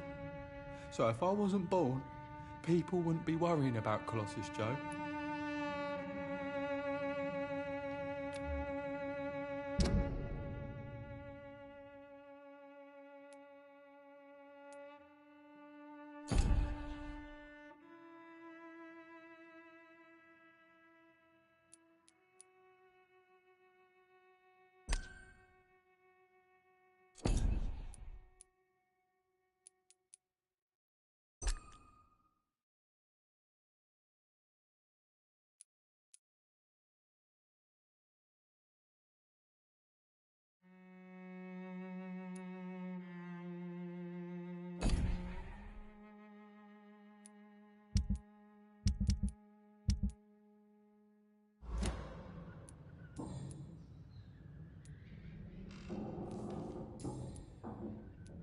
Goodbye, young man.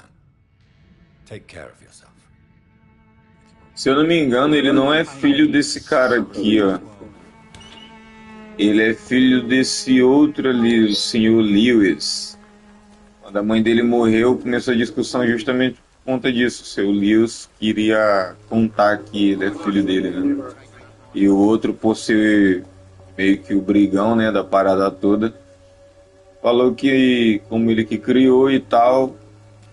É meio que um segredo que a mulher tinha com o cara e quando morreu, né? O cara foi lá e falou, olha, esse guri aí não é teu, é meu. Que lombra. Casos de família.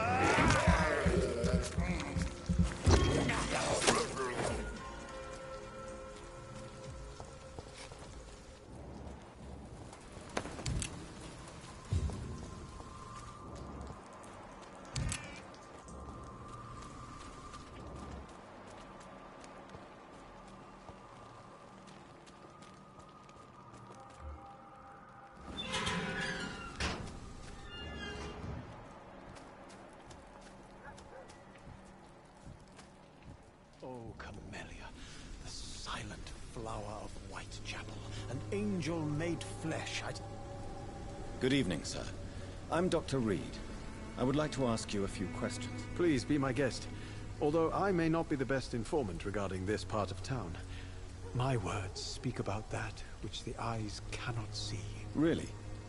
Are you an artist of some kind? I'm a poet, sir. Richard Nethercott, at your service. May I ask you a few questions about the district? Extraordinary part of town, is it not?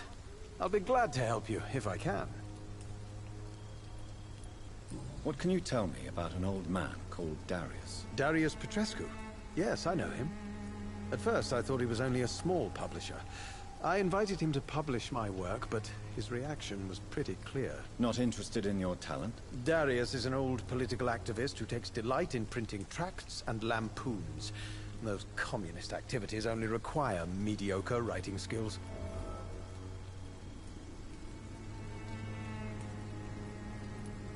I'm looking for Dorothy Crane, a nurse who lives in this vicinity. Dorothy Crane. Oh, I love the name. The Crane of Whitechapel. Sounds very mysterious. But, sorry, no, never heard of her.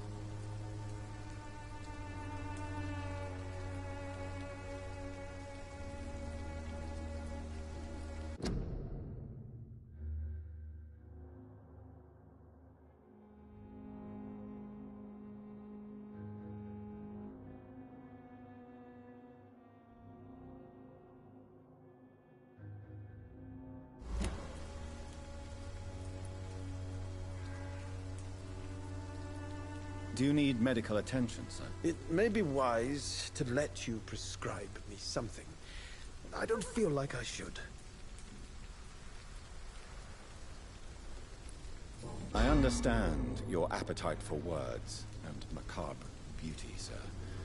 But you should be more careful. The nutrition of my mind is more important than my physical health. But I appreciate your concern, sir.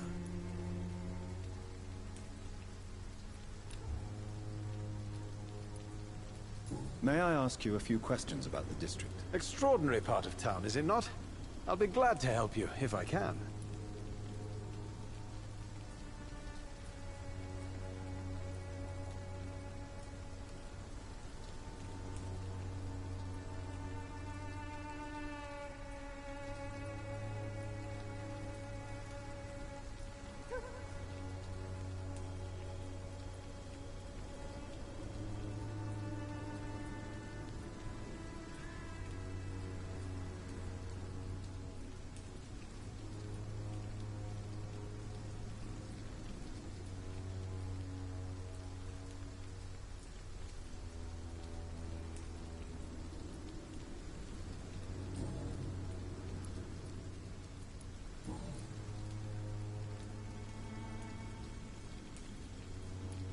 Tell me, Mr. Nethercott, why seek inspiration in Whitechapel? The place is not beautiful per se, but how to explain it? Stirring and challenging.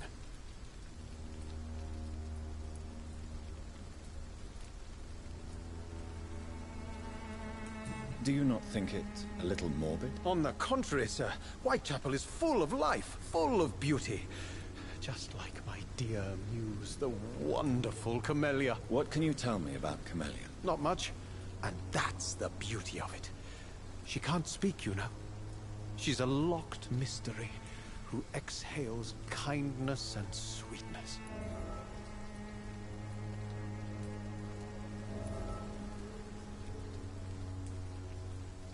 Perhaps you're just afraid to find out the truth about your muse. One day, perhaps, I'll ask her to come with me. But will she still be my wild flower of Whitechapel if she moves uptown? And have you ever tried to learn more about her? Where she lives?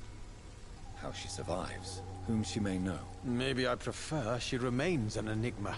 Reality can be so dull, don't you think?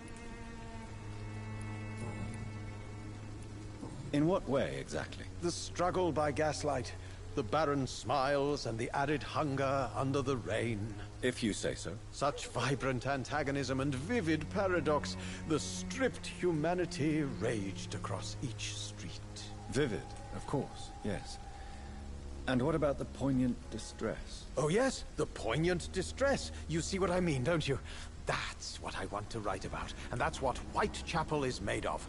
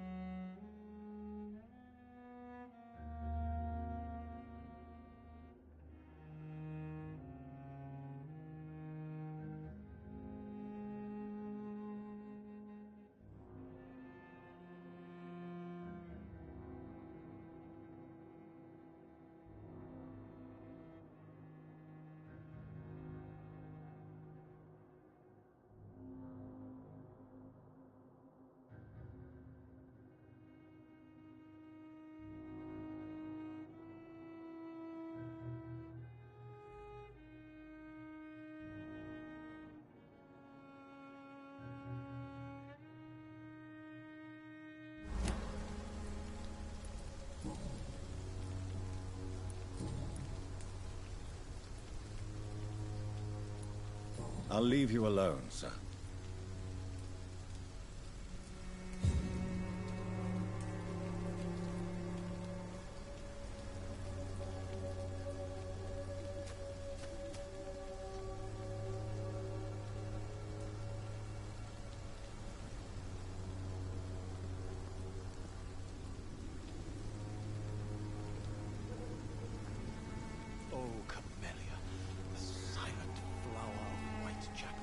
Angel made flesh, I tell you.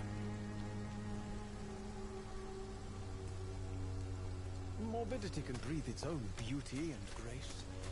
Whitechapel is not just disease, there's also despair.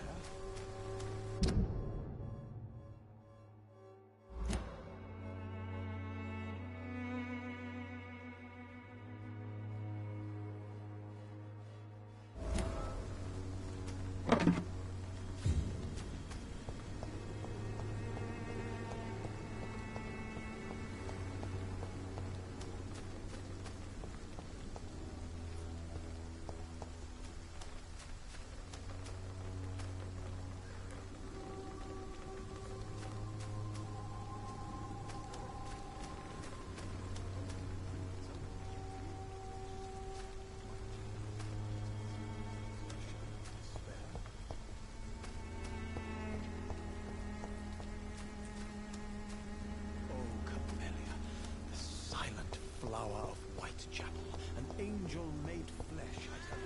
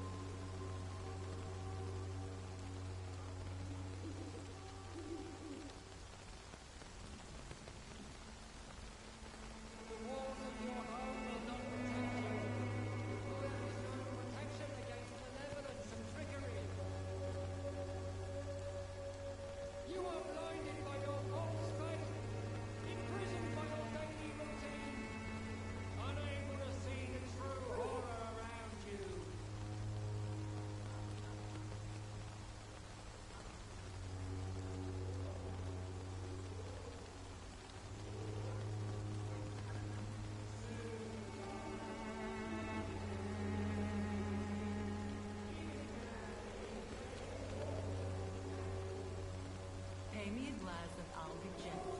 Pay me a bottle, and I'll be easy.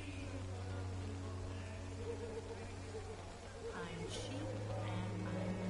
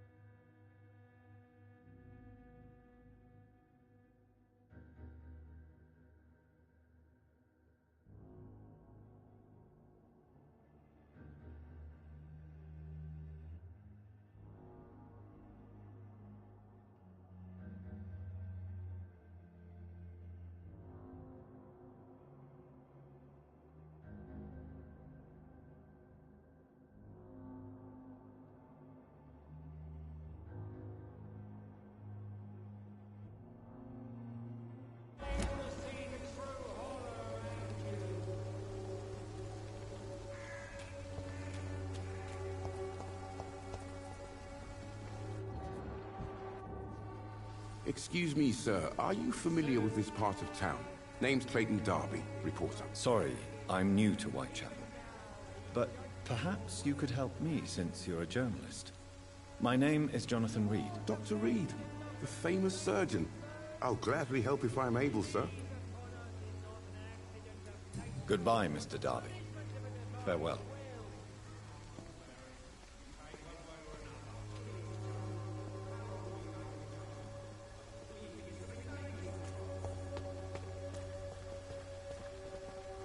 Good evening, Doctor. Can I help you? I heard you're investigating an underground medical dispensary in Whitechapel. What do you know about it? Not much, I'm afraid. They are wary of strangers, and I'm not really an acquaintance of theirs. Why do you care?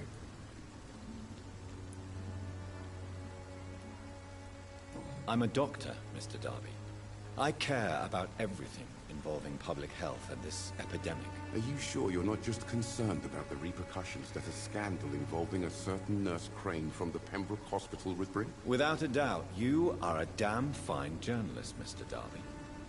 What do you know of her accomplice, a man named Darius? I don't know much about the man.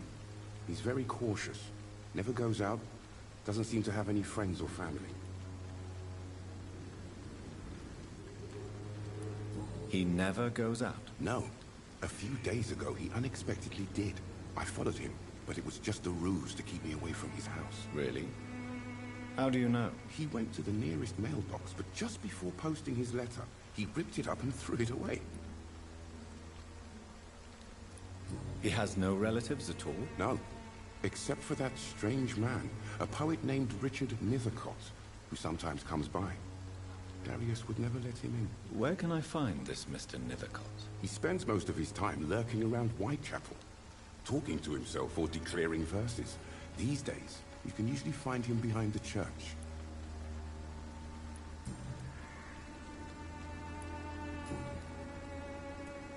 Have you any idea of the danger you face in these streets at night? I've had to run and hide more than once from frenzied mobs incensed by the fever. Do you think the flu is really responsible for this, Doctor?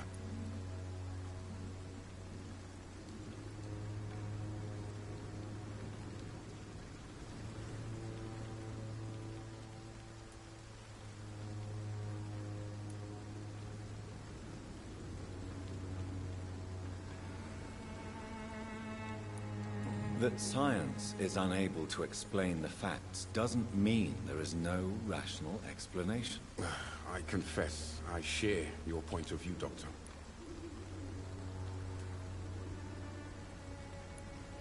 Why are the newspapers keeping silent about the Spanish influenza? It's as though none of you care. There's a war going on. People shouldn't be demoralized by news of deadly diseases.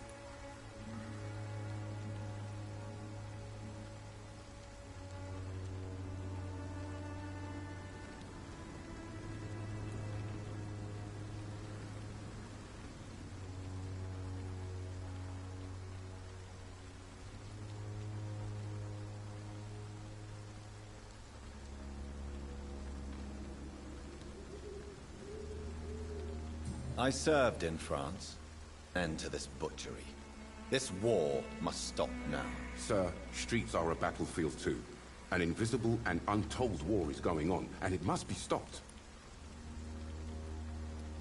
What is a journalist doing in this borough after sunset? He goes where none of his colleagues would dare to go, to inform the country.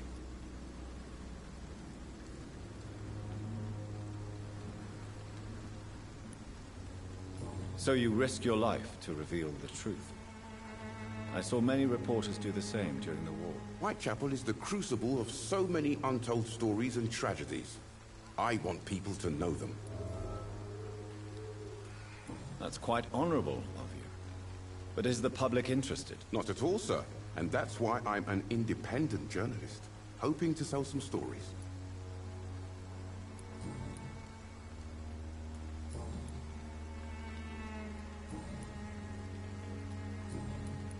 Goodbye, Mr. Darby. Farewell.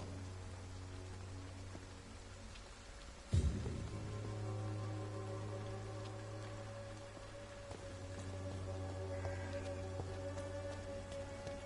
look so pale.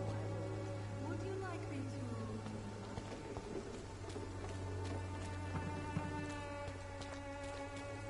Pay me a glass and I'll be gentle. Pay me a bottle and I'll... Don't be shy, handsome. What can Christina do for you? I'm not looking for what you're selling. But I'd like to ask you a few questions, if I may. I'm a doctor. Dr. Reed. All right then, but be quick. Though I usually get paid when I open my mouth. Do you know Nurse Dorothy Crane from the Pembroke Hospital? Anything you can tell me about her would be helpful. I don't know her, but I know her name is Dorothea Crasionescu. She came from Romania like me and many others. You seem to respect her. Dorothea helps the sick people of Whitechapel. Everyone should respect that. Clayton Darby claims he will expose the crisis in Whitechapel to all of London. Do you believe him? I believe Clayton's courage will erode with time, until he finally leaves Whitechapel to start another fight somewhere else.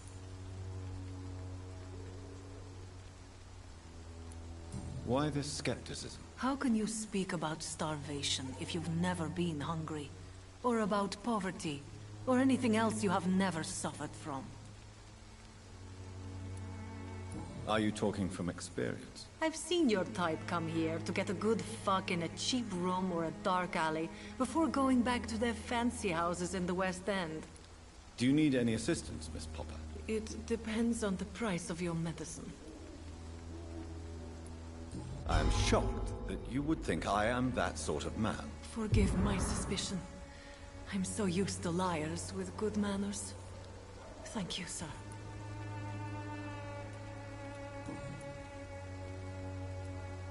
Tell me about yourself. Are you joking with me? People don't usually come to see me for conversation. I have no interest in your work. I am, however, curious as to what led you into this career. Short story. The war, exile, and England. This country is not especially welcoming. I've been refused many jobs because of where I am from. I had few options left.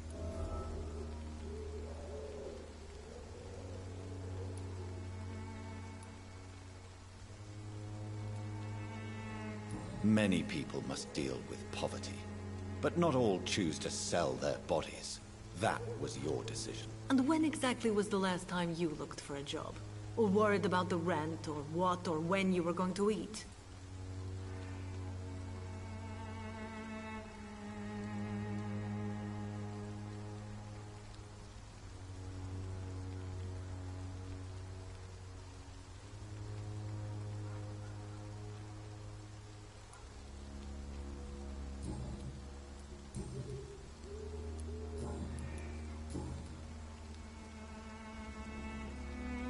Christina, have you been examined?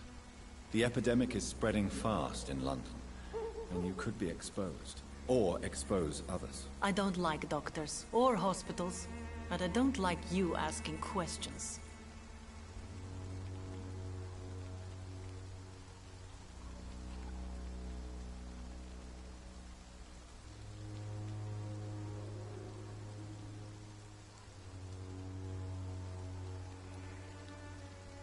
Considering your line of work, I assure you it is only a matter of time before you have health issues. If it is going to happen, it will happen.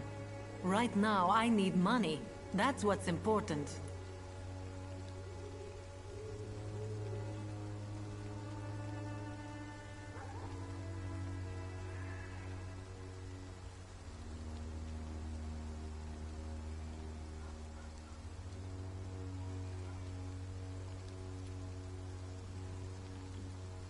You can put your own life in danger, that's your decision.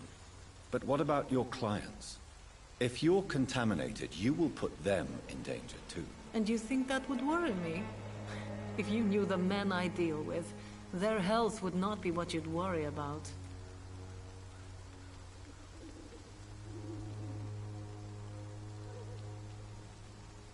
Vinho Moai.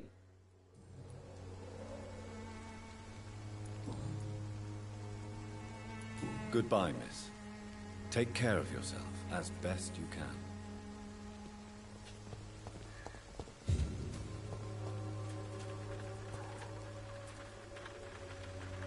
You again? What do you want this time?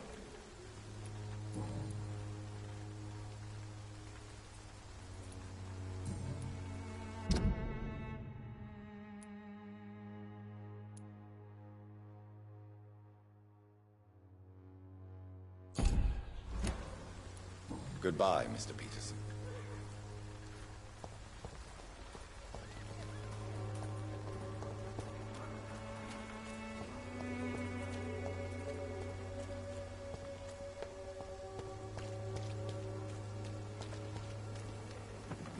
so pale, my lord. Would you like me to revive you?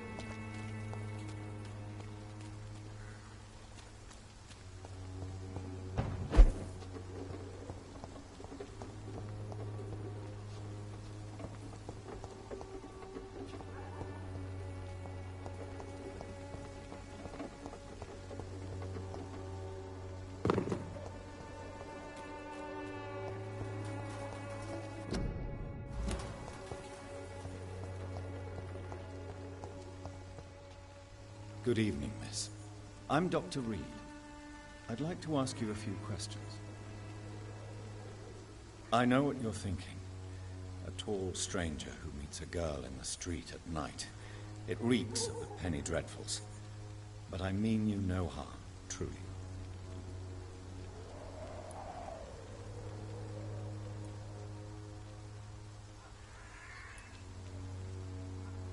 Tell me about Richard Nethercott. I understand he is quite fond of you, Camellia.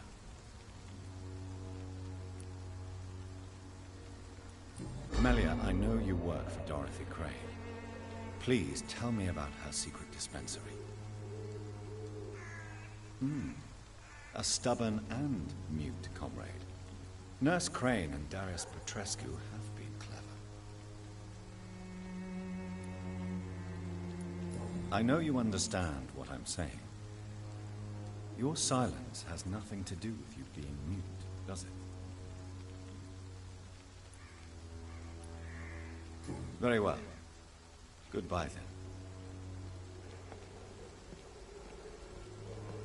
Hello again, miss.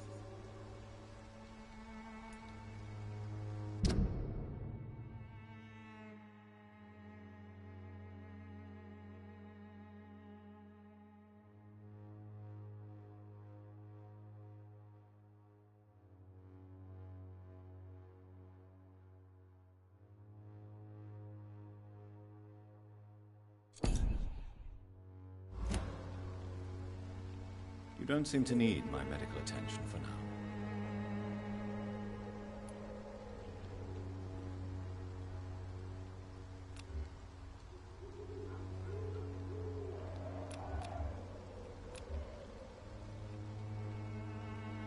Very well. Goodbye, then.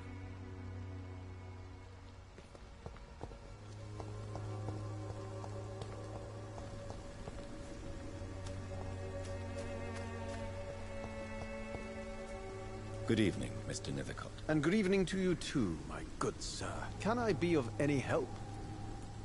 I'll leave you alone, sir.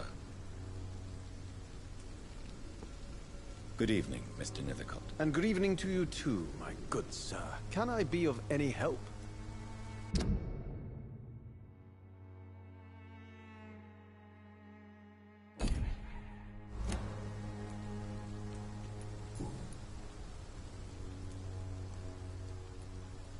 Did you know the Mute Florist is a member of a secret society? No, I didn't. But I thank you for this information, sir. For it only enriches the mystery surrounding the precious Camellia.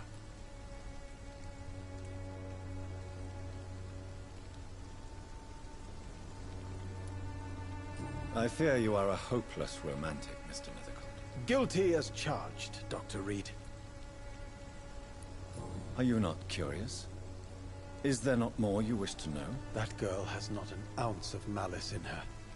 Whatever she may be hiding, it's certain to be for the benefit of most, if not all.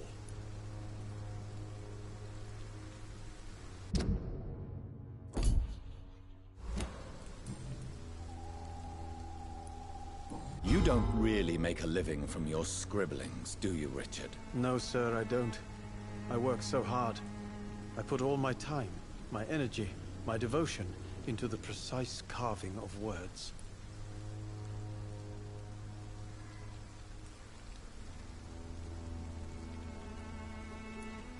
Still, you don't seem to suffer from poverty. With thanks to my parents, actually.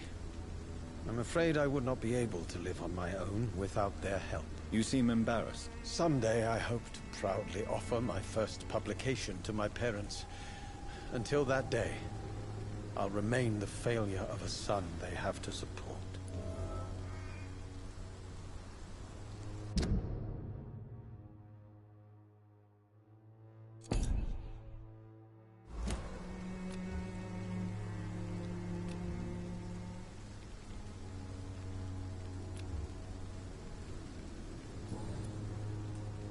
I'll leave you alone, sir.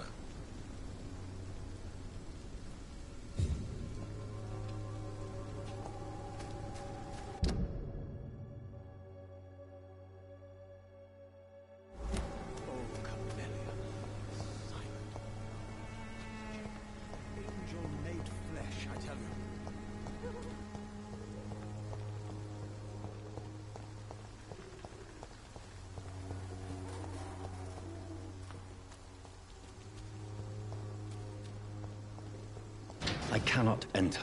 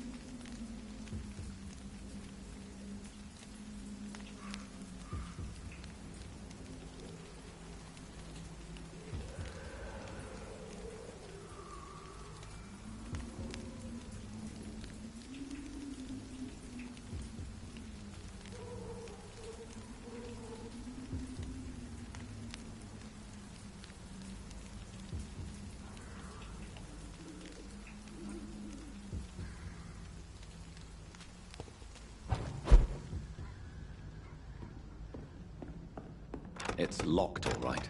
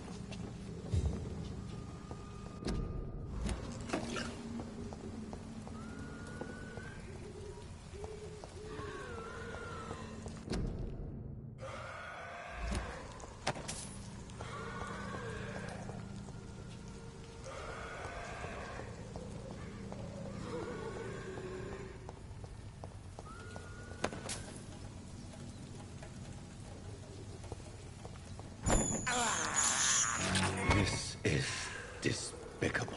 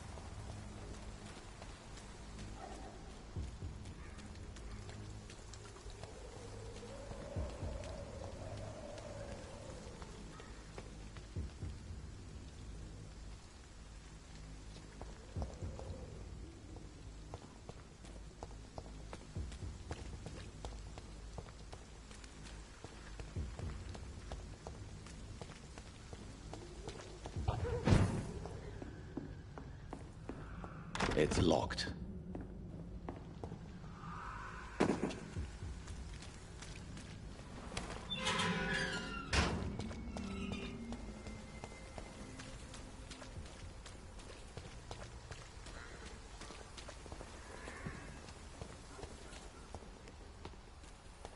Eu acho que é o padre que tá faltando eu conversar.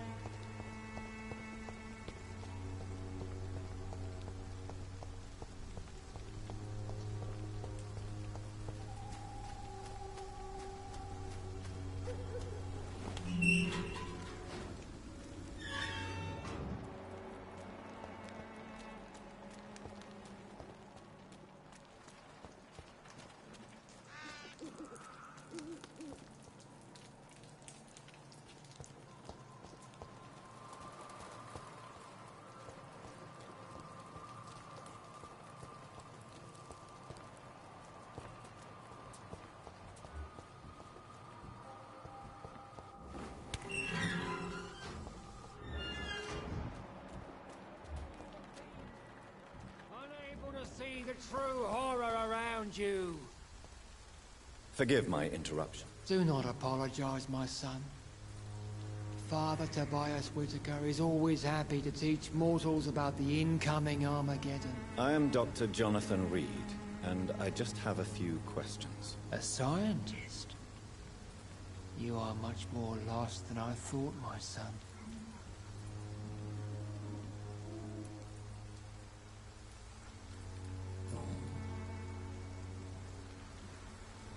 What do you mean when you say that I am more lost than you thought? All scientists are entangled in a world of causes and consequences. And most of them can't see the plain truth. Quite a judgmental opinion, if you ask me. But what do I know? blinded by science as I am. But you are seeking answers, aren't you? Answers about the Armageddon about to strike the city. Answers about the hidden truth.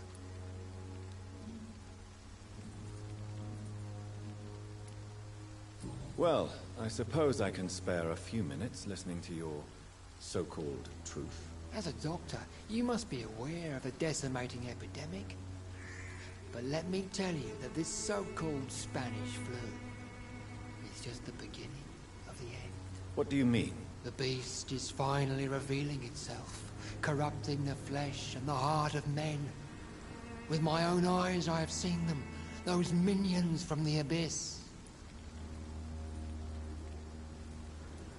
Really? And what would be your answer to this biblical threat? We must fight the disease before this legion outnumbers us. But not with scalpels and microscopes. No. What is left then? Cleansing fire.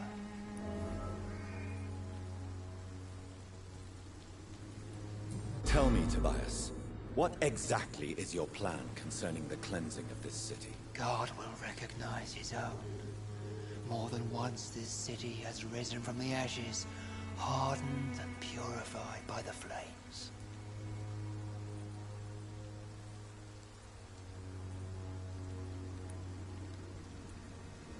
Purification by fire has proved useful, but where do you stop? Burn the clothes? The buildings? The corpses? Worse? Your lack of faith is predictable. But my task is to convince rational minds like yours to see the light. This is God's will. You're mad. And dangerous. You're nothing but a soulless butcher. A small-time Torquemada. The Savonarola of Whitechapel. My son, if you think salvation is a free gift, go listen to the lies of that pompous fool, Joseph. Joseph, a fool? Vicar Larrabee of St. Mary's Church. While he continues preaching his fraudulent redemption, more and more people die in the streets.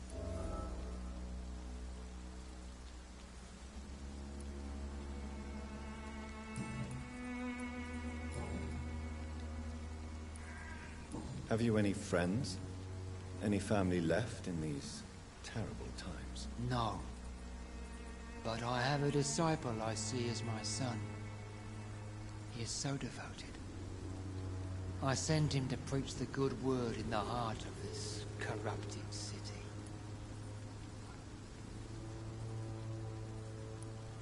You sent him on some preaching crusade during the epidemic. As a true believer, Samuel will fear no evil while he walks through the valley of the shadow of death. Where did you send him?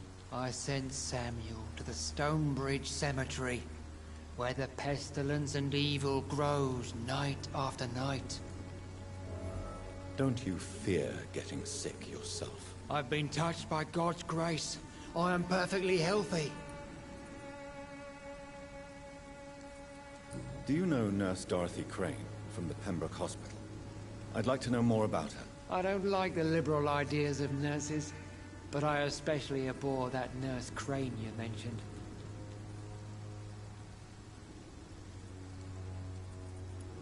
Why do you hate Nurse Crane more than other nurses? Before coming to London, she was a member of the communist resistance in our country. That's what happens when you let a woman get involved in politics. So, you're not exactly a fan of Florence Nightingale's work. But nurses are essential for modern healthcare. Nuns should be the only women allowed to take care of male patients. It's obvious only they have the necessary moral fiber.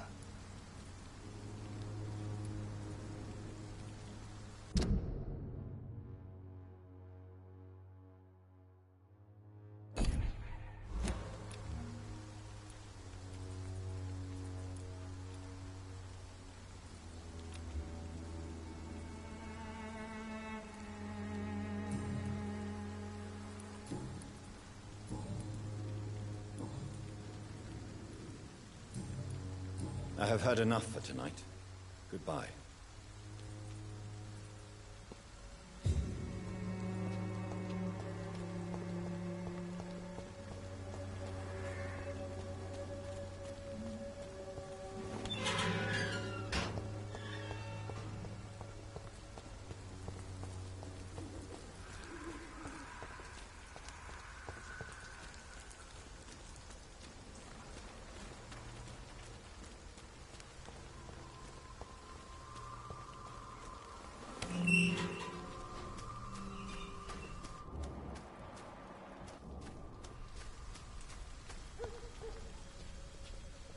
Good evening, Mr. Nivicott. And good evening to you too, my good sir. Can I be of any help?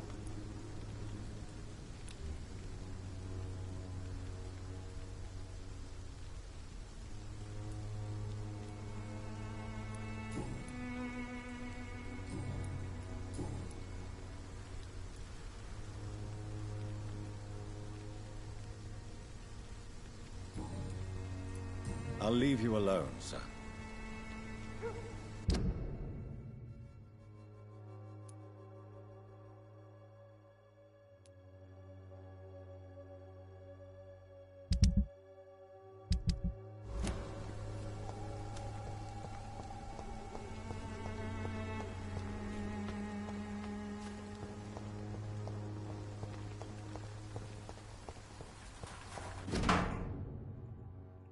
The content of Darius' letter to his children could give me more leverage to enter. Darius is a bit less of a mystery now. It should not be that difficult to incite him to let me in.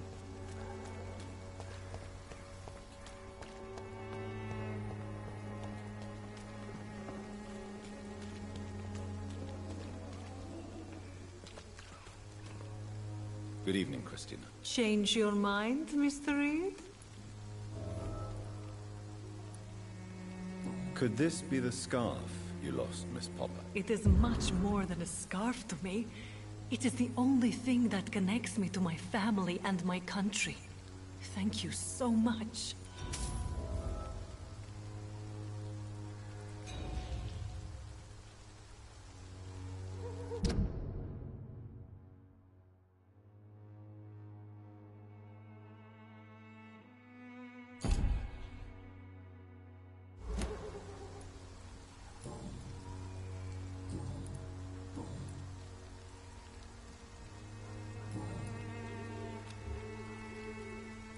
Goodbye, miss. Take care of yourself as best you can.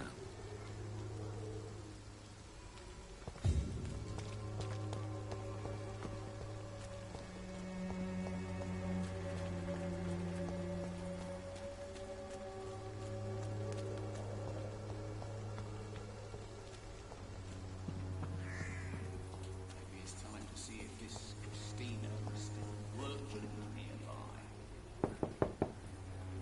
Mr. Petrescu, just 1 minute, please. You again. Go away.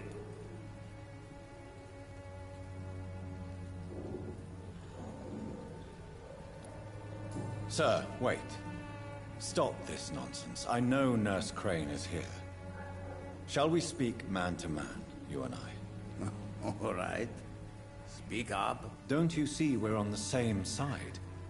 We fight to help the poor, sick, and abandoned. I'm nothing like you, Mr. Doctor. Yes, you are. You too believe in providing medical care without charge. You know what we have to sacrifice to make the world a better place. I have to admit your words have conviction. All right, I'll let you see Dorothea. Don't make me regret this, though.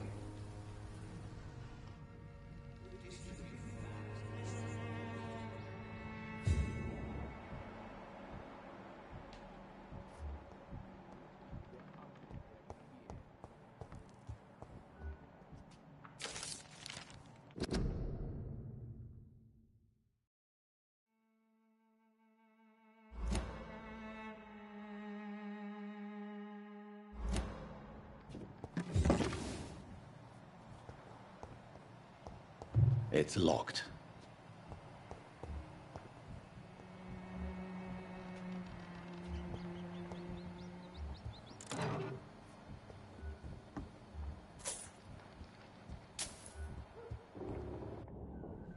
If you want to talk to Dorothea, you must go across the courtyard and take the stairs. We've not been formally introduced. May I ask your name and occupation, sir? I am Darius Petrescu. I'm here to keep snitches and spies away from Dorothea. And I also run this little print shop.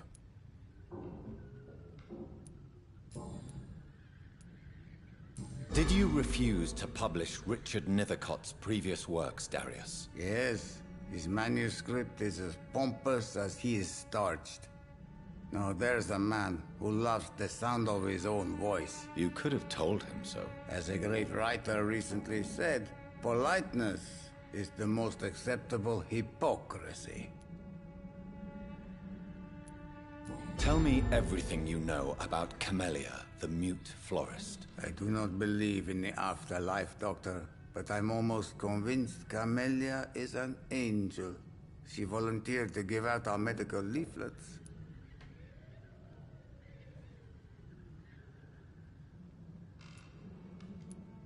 Who is she, really? Do you know where she's from? She's not from around here, that's all we know.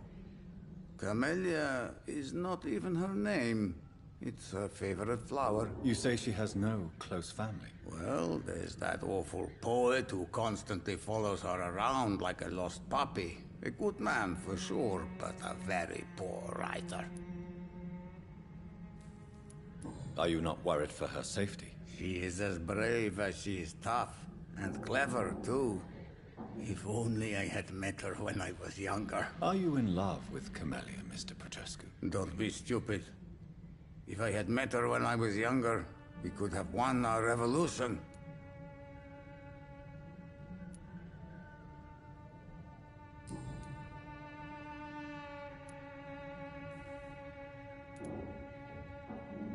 So Dorothy's real name is not Crane? Like myself and many people in this area. Dorothea is from occupied Romania. That's all you need to know. She seems important to the community. More than you can imagine. The West End does not want to hear of Whitechapel's misery. Dorothea is one of the few doing something about it.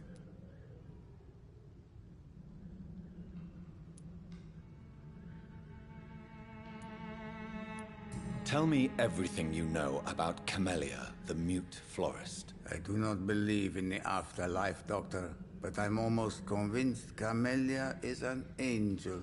She volunteered to give out our medical leaflets.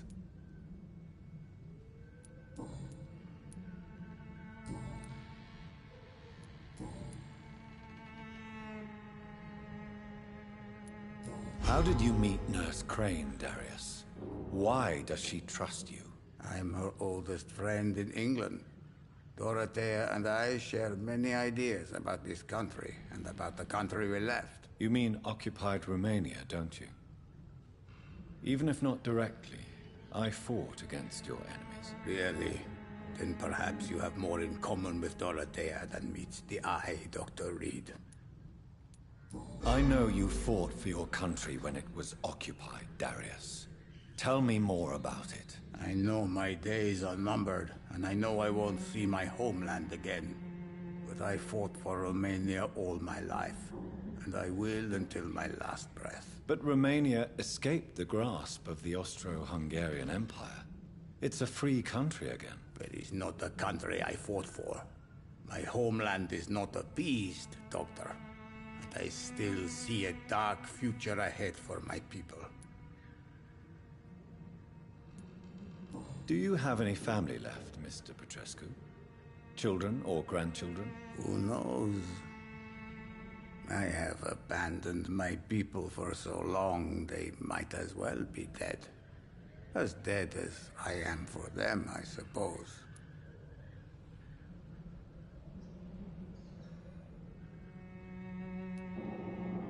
This war won't last forever. Did you ever think of returning to your country now it's free? No. I have taught strength and determination to my sons and daughters. I'm an old, dying man who only has memories of better times to cherish. Don't be embarrassed, sir. If you must know, my own father disappeared many years ago, and I forgave him. It's quite awkward to talk about our families like this, but thank you, Dr. Reed. I appreciate your trust.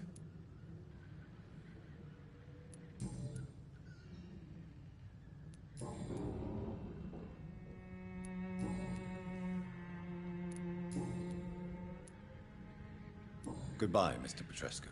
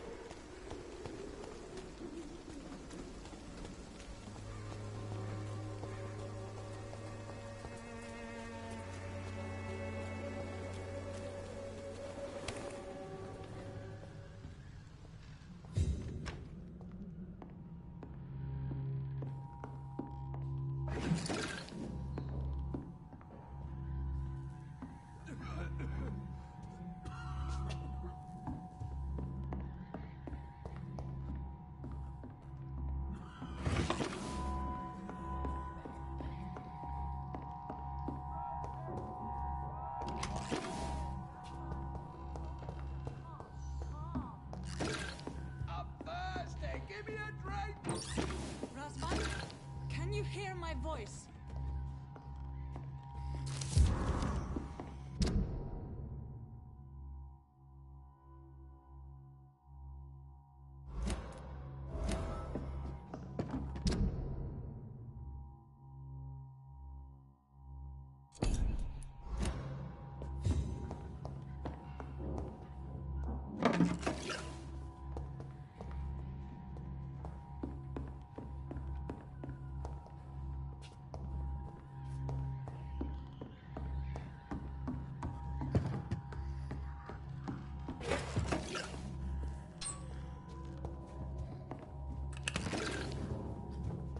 I need help! He's going into convulsion. What do we have here, nurse? Patient Raz Van Vasily. High fever running on 3 days. Complaints of dizziness, muscle aches, and head pain. Diagnosed with influenza. Treatment? Aspirin and salicin for the fever and discomfort. Liquids for dehydration, but he's having trouble keeping even water down.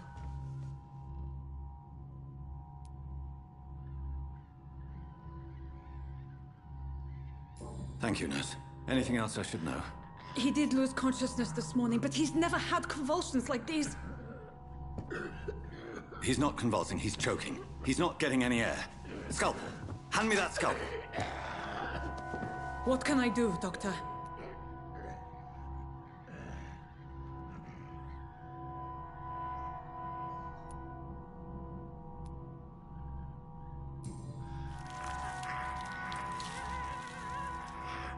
I need to perform a tracheostomy.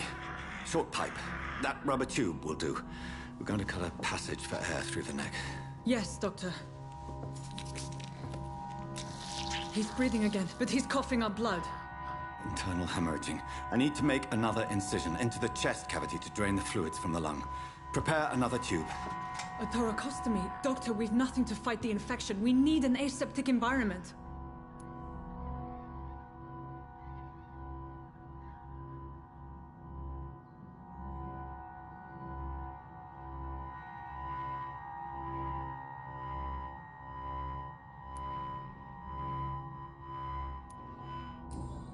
Don't question me, nurse. I need a drain.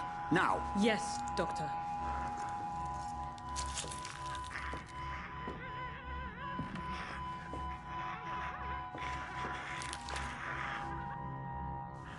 He's still bleeding, Doctor. I'm losing his pulse. The drain must have punctured the intercostal artery. There's too much blood. Are you all right, Doctor? I can't see.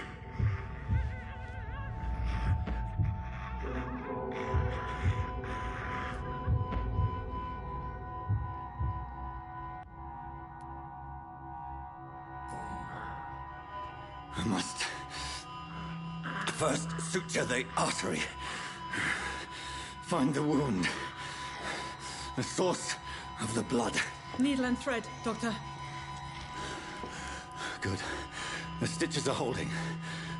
How's he doing? We're losing him. We've lost his pulse. He's dying, Doctor.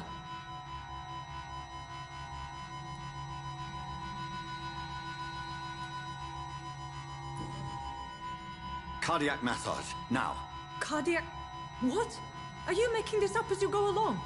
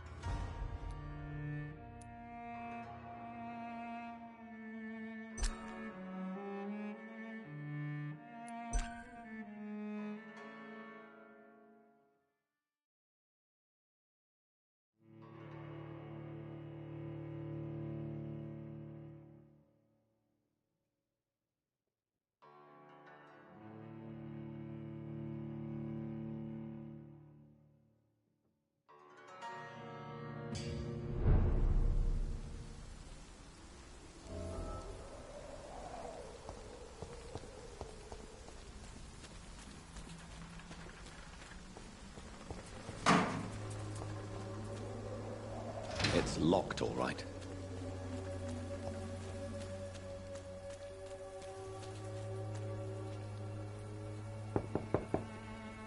Hello, Mr. Petrescu. Hello, Dr. Reed. Come on in.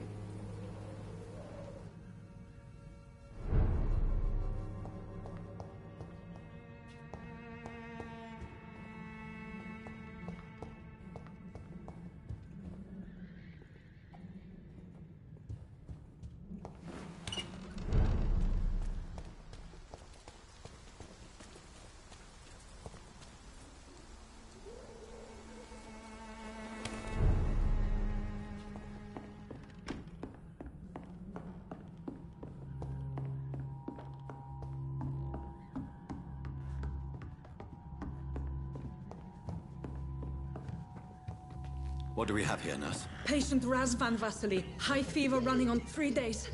Complaints of dizziness, muscle aches, and head pain. Diagnosed with influenza. Treatment? Aspirin and salicin for the fever and discomfort. Liquids for dehydration, but he's having trouble keeping even water down.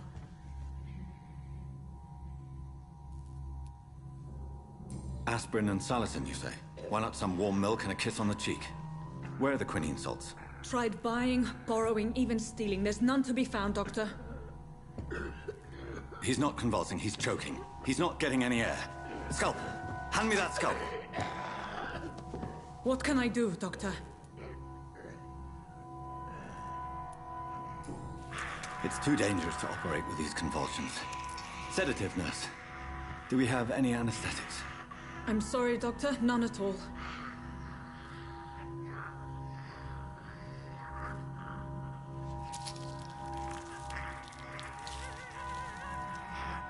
I need to perform a tracheostomy. Short pipe. That rubber tube will do. We're going to cut a passage for air through the neck. Yes, Doctor. He's breathing again, but he's coughing up blood. Internal hemorrhaging. I need to make another incision into the chest cavity to drain the fluids from the lung. Prepare another tube. A thoracostomy. Doctor, we've nothing to fight the infection. We need an aseptic environment. Right then, Nurse Crane. What do you suggest we do? I've no idea. I'm not the doctor. Time is of the essence. We need to perform a thoracic drain. Yes, Doctor.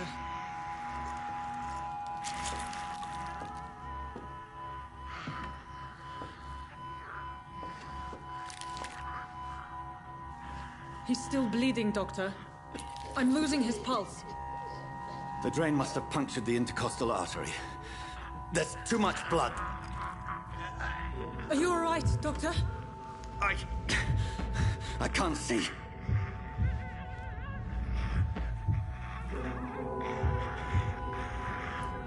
Eu acho que de qualquer forma esse cara acaba morrendo.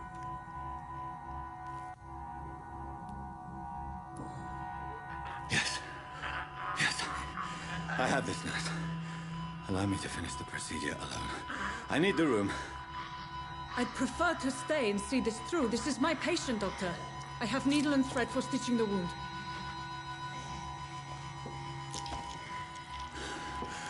Good. The stitches are holding. How's he doing? We're losing him. We've lost his pulse. He's dying, Doctor.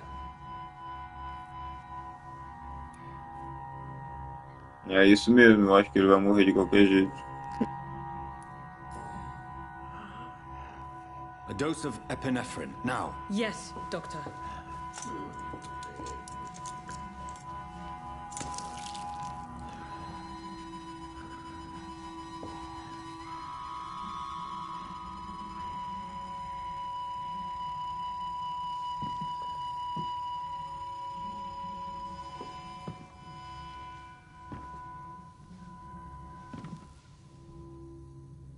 We've lost the pulse.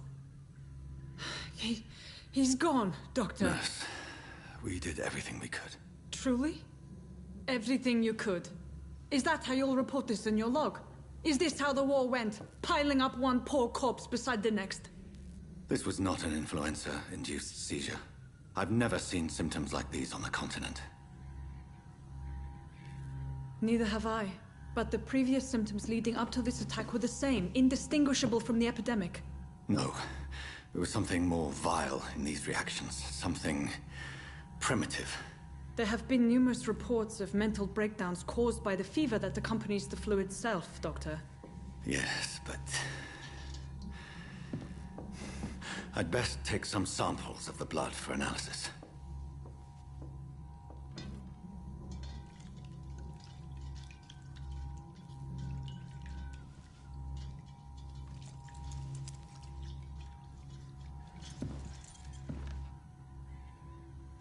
I doubt you're here to test my bedside manners.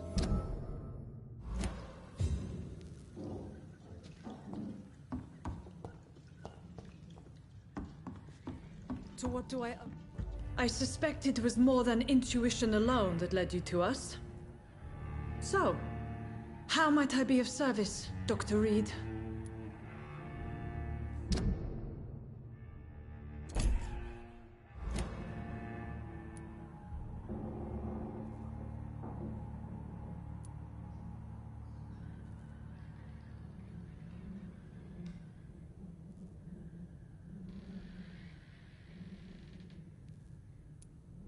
I've come to put an end to this insufferable blackmailing, Dorothy. Doctor, you think your warnings scare me? I've stolen and plied, blackmailed and lied, but what else am I to do? I'm all these people have.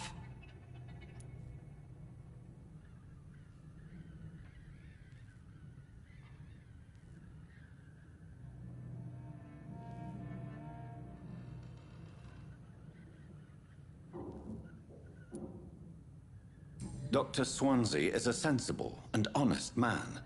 He wouldn't have refused your friend's care at Pembroke. It's easy for you to say, Doctor. These people cannot go to the police, nor to the hospital. They don't even speak English. They depend on me for everything.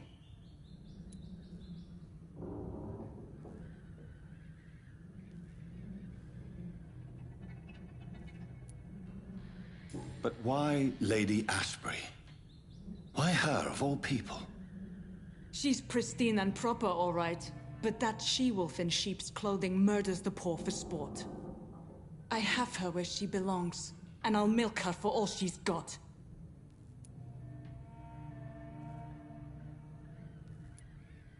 So, the end justifies the means. Is that your defense?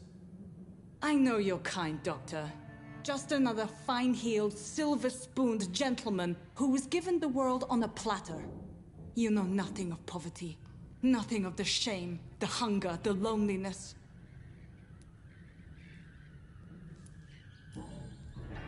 You've convinced me of the sincerity of your actions and their noble justifications.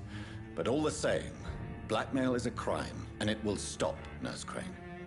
So, are you going to turn me over to the authorities?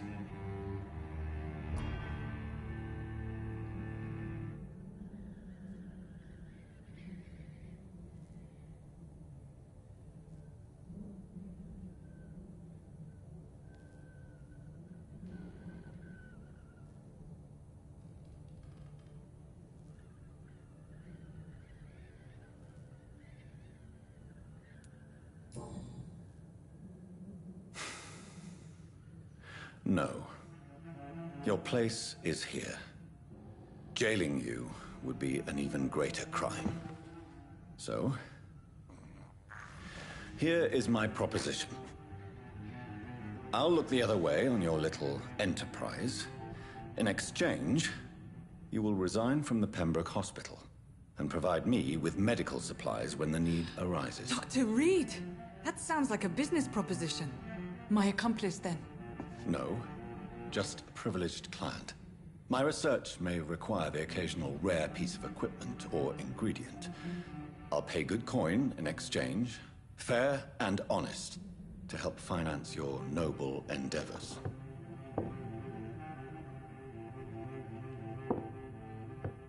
We have ourselves a deal, Doctor. Good customers are always welcome. Yes, Nurse Crane. We have a deal.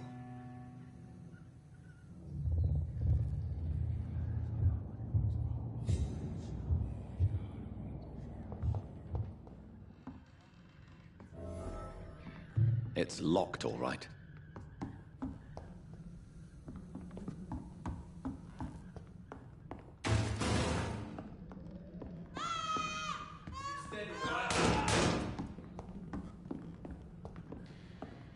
Oh, this one stinks already. Die, vermin!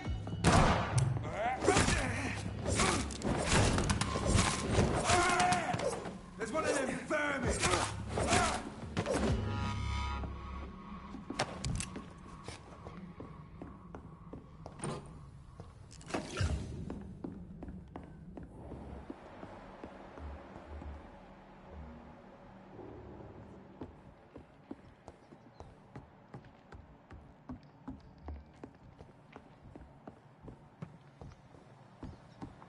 I cannot enter.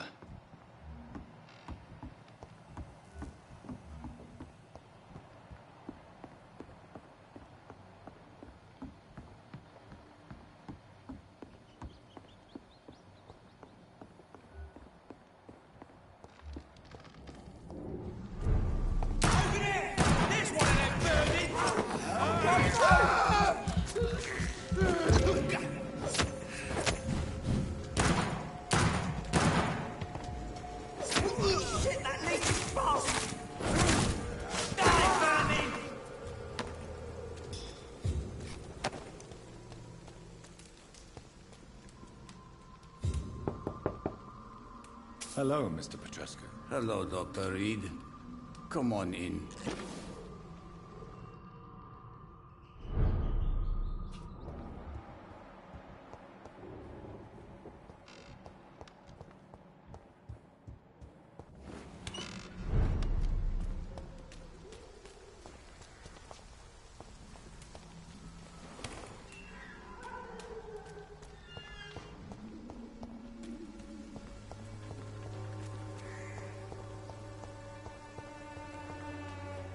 Good evening, miss. Good evening, sir.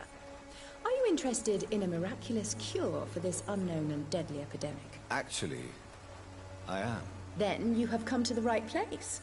The famous Swanborough cordial is all you need to help keep you in perfect health. Oh, really?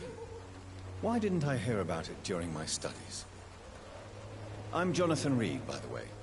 Dr. Jonathan Reed. Ah, my brother has spoken of your research, sir.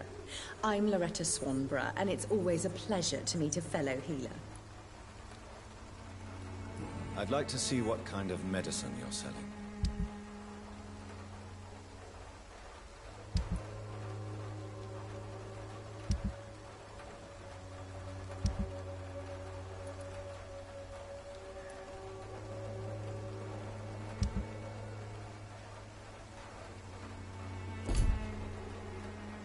Good evening, my dear colleague.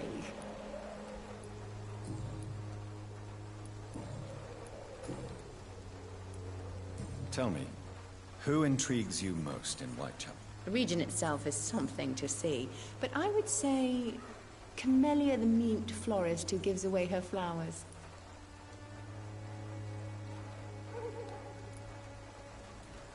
Is there anyone I should avoid? Cadogan Bates, without a doubt. The bloody bastard remorselessly exploits poor migrants as soon as they get here. What do you think of the locals? Most of them are afraid or desperate. They all come to me eventually for my remedy.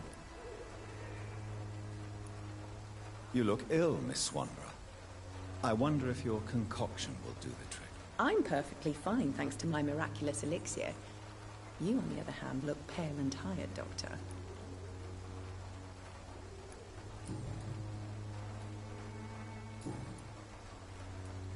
I'd like to see what kind of medicine you're selling.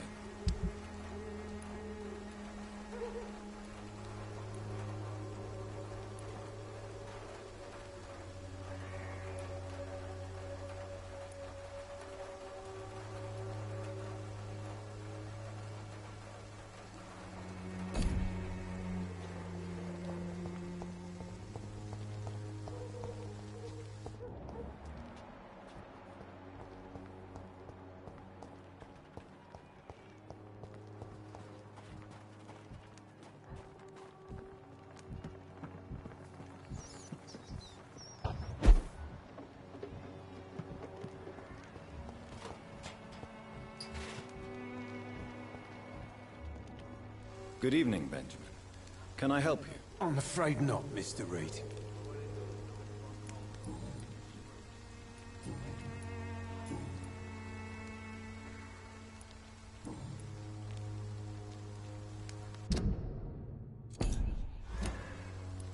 A gun, alcohol, and a bad temper make a terrible cocktail, sir.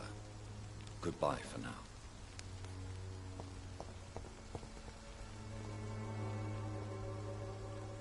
How are you, boy? I'm not your boy, all right? Now piss off.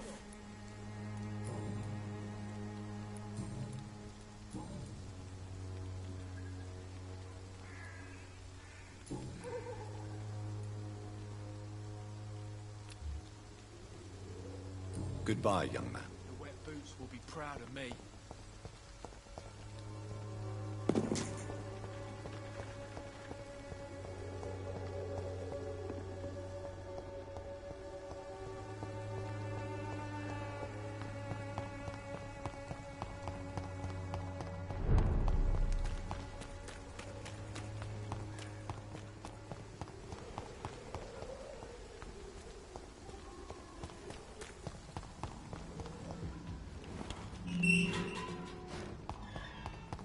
Human blood.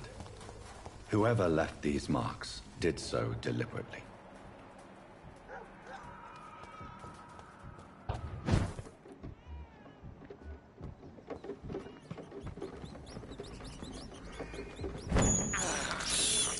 I can't believe I'm doing this.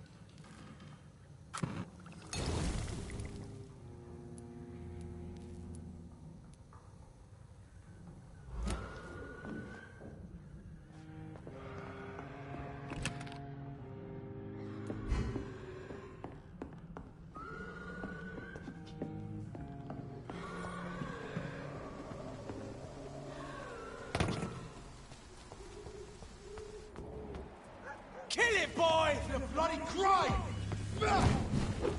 Crush the leech, boys! Die, Vermin!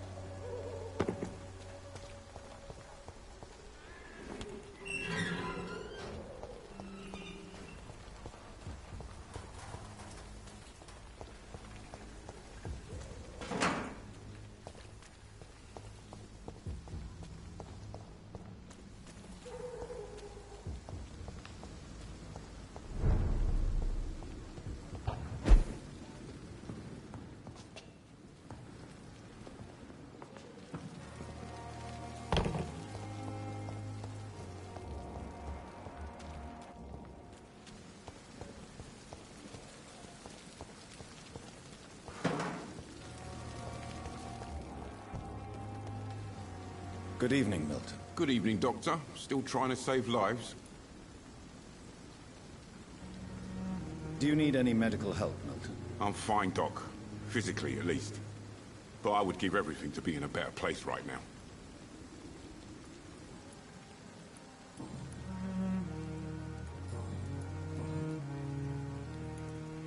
Why do you have such a mediocre reputation among your colleagues, Milton? Fuck them. Nobody knows the horrors I've seen since working here. This city was sick long before the epidemic, Dr. Reed. I know it's a difficult task, but correct me if I'm wrong. Is this not the job you are paid to do? I've seen babies left to die while their brothers were properly fed. Underage girls and boys sold to all manner of perverts. I'm sorry, I don't know what to say. Yeah, exactly. We lack words. So excuse me if I don't look on the bright side of life.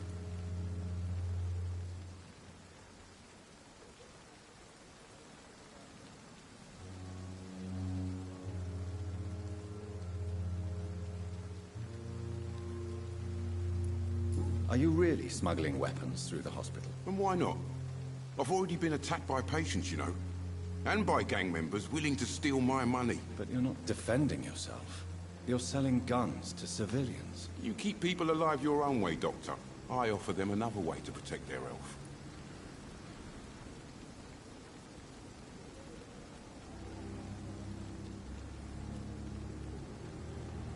How is the situation around here? You want to hear the situation is all right? It's fucking awful. We lack everything.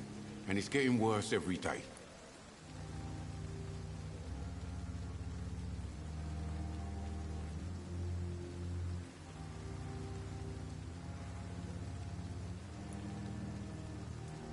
So what do you do exactly in this hospital? Apart from smuggling guns, I mean. I've been an ambulance driver since... too long, I guess. I bring sick people here night and day. It's a dirty job, but I get it done. Most of the time.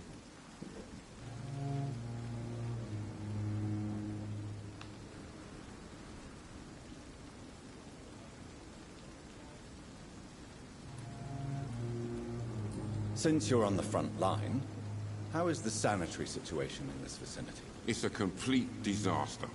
It's even getting dangerous to enter some streets or buildings. Even the locals attack you.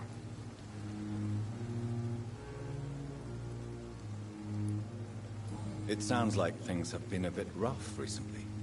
What's happened? Yesterday I got attacked by the patient I was bringing in.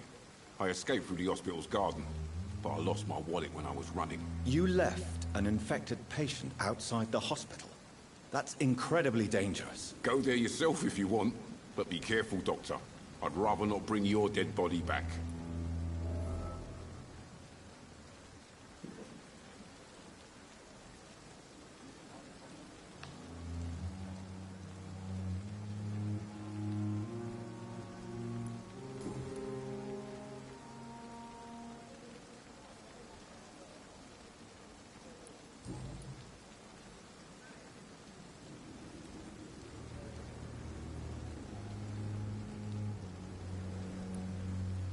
I'd like to see your goods. Wise choice, Dr. Reed. A reliable gun is what everybody needs these days.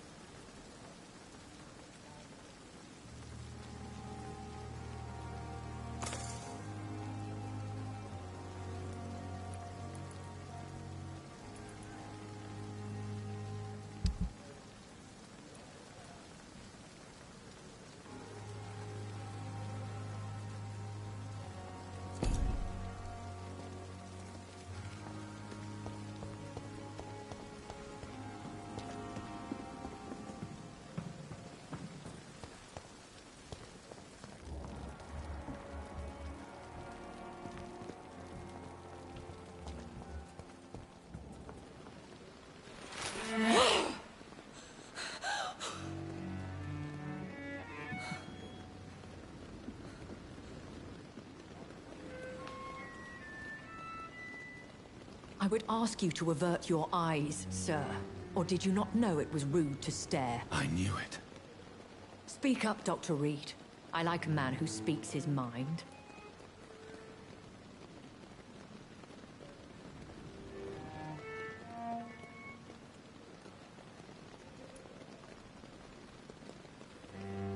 Hiding your true appetites behind a facade of compassion.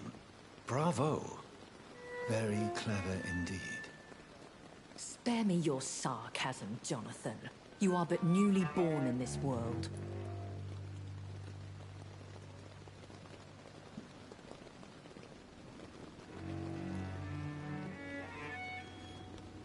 We are vampires. We live by leeching the blood from weaker prey. We are Darwin's next chapter. His cynical and perhaps ultimate expression. The situation is somewhat awkward nonetheless. I have not been observed sustaining myself for many decades. I have to say I'm a trifle embarrassed. Anyway, I have concluded my inquiries concerning your blackmailer. I see. Please excuse my agitated state. Under normal circumstances, I wouldn't let anyone see me in this condition. I must confess I have not put an end to the blackmail, my lady. Unfortunately, I could not bring myself to do it. I'm so disappointed in you, Jonathan. I didn't expect this from you. Lady Ashbury, you yourself admitted how ridiculous the sum of money was. I can assure you, it was all used for charitable ends. Well, you were full of surprises, aren't you, Jonathan? All right, say I trust you, but you will still pay the ransom. That is only fair. After all, it was you who failed to bring this problem to a satisfactory conclusion. I believe I could agree to that. And since a lady always keeps her promises, I will now answer any questions you may have.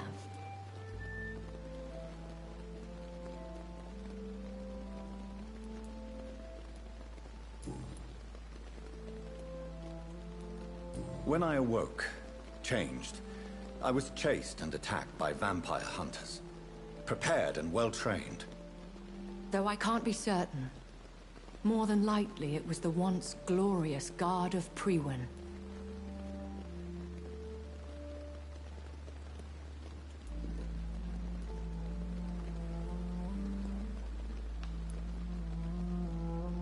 You make them sound like some sort of cult. More a society. And like all the best ones, a secret society. I thought them almost gone, but it seemed they have been recruiting.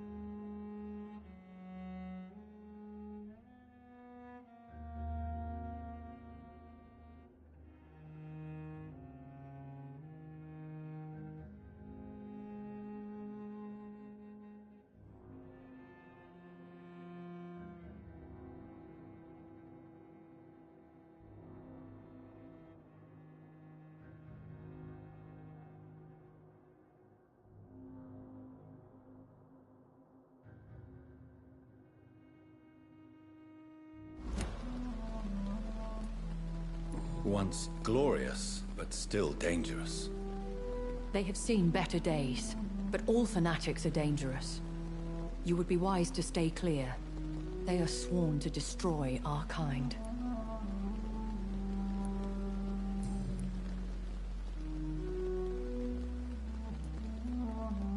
Are there many vampires here in London? Immortals are of a rare breed, and we often tend to hide. But you may occasionally meet some of us at night.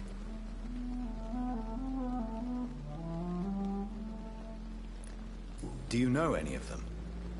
Have you an idea of the identity of the vampire who attacked me? You mean your maker? No, Jonathan, I have no clue. But I fear he or she is as careless as cruel. To let you discover your new condition by yourself. What do you mean? Every now and then, you may discover an immortal in the deep of the night. But we are a rare and reclusive breed. Our progeny is almost never accidental. Will they all be as affable as you, my lady? I do not see why not. But remember, even the shark smiles before he bites. That sounds like a lesson from experience. Vampire politics are as intricate and sometimes tedious as a game of chess in a gentleman's club.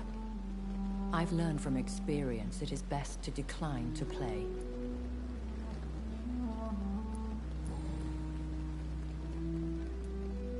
I've been away from London and England for 3 years.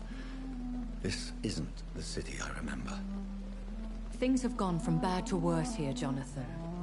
I've lived in this city for a long time, and I've never seen it like this.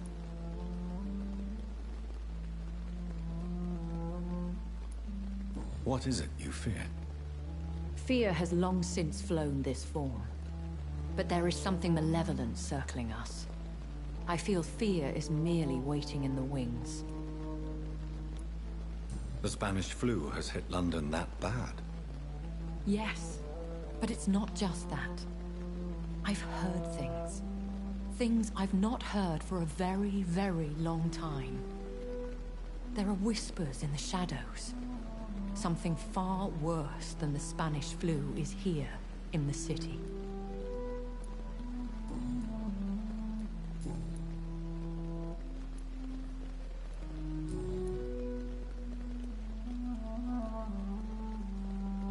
Why does Dr. Swansea allow you to feed on the patients of the hospital? Dr. Swansea is a good and compassionate man. He is trying to find a solution for our hunger. Until that happens, he is clever enough to understand that I only feed upon the dying.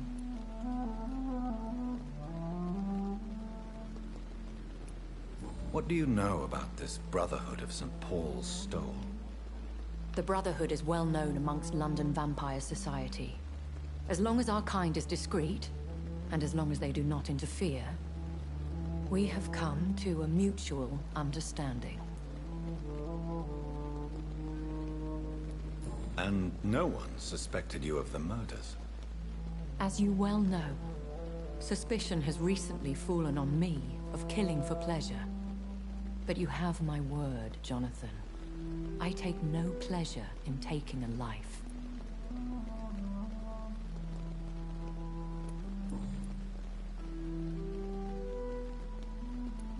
Why did you save me in the canning factory?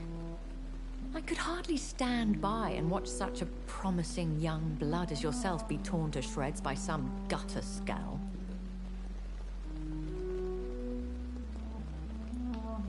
William Bishop wasn't the vampire that created me then? No, Jonathan.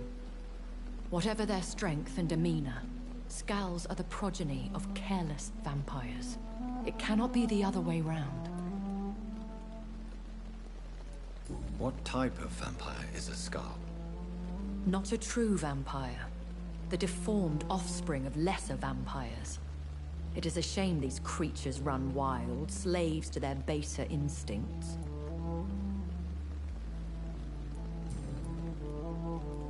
I know this is beyond the pale, but may I inquire your age? Really? And I thought you were gentlemen. If you must know, I'm 27. I've been 27 for a long time now, and 27 I shall remain.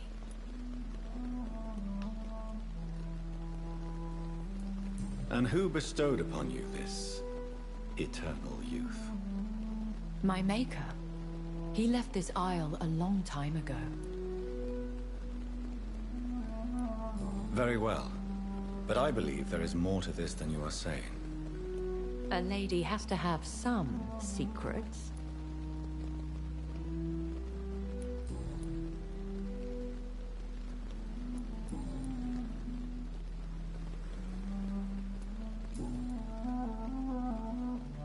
A vampire? Is that what I am? What we are? Such a crude word, defined by penny dreadfuls and drunken hacks. No. You are now an Ekon, and that you shall remain. So we are Ekons. How can I identify us amongst other vampires? How to put it? All Ekon are vampires, but all vampires are not Ekon.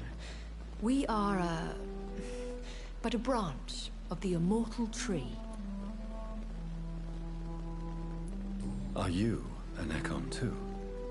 Yes, I am. We are the closest thing to what man refers to as vampires. Forget what you think you know about us.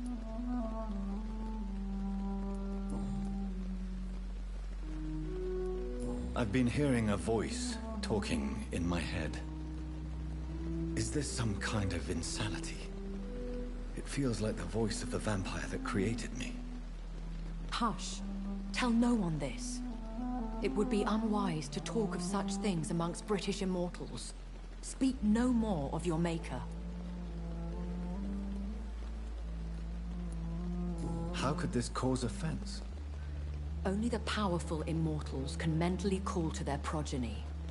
No vampire or hunter will sleep easy, knowing that an unidentified elder is stalking the streets of London. Excuse my forwardness, but... are you my maker? Me? Goodness, no. Only a foolish immortal would create a progeny without taking precaution, and I'm no fool.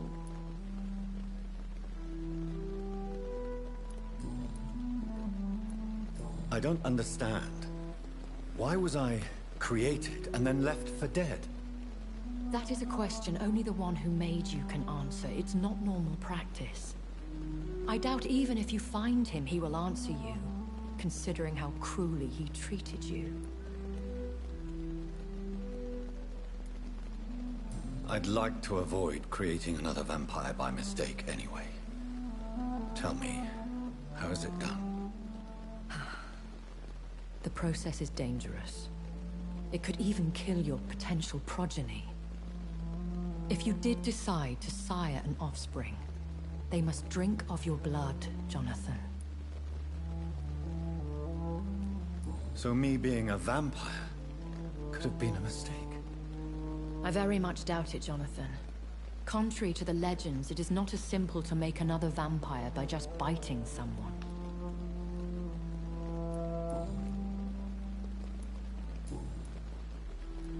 I bid you farewell. For now, my lady. I must quickly analyze the blood I took from Nurse Crane's patient.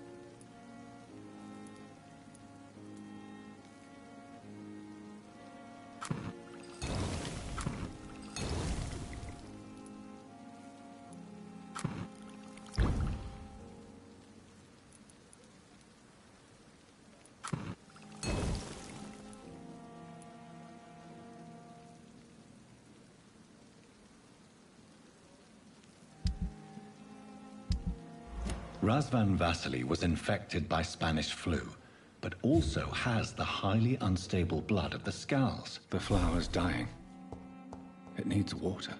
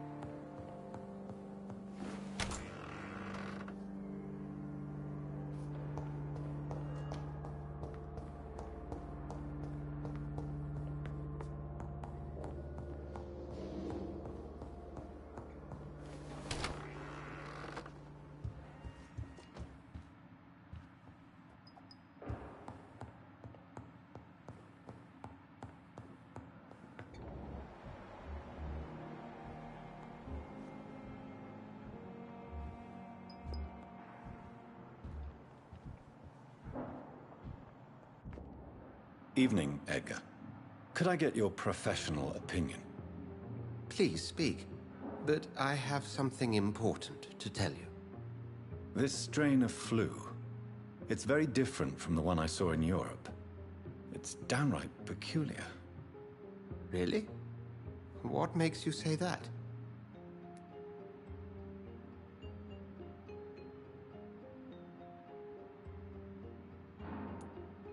I never saw symptoms like this when I was in France.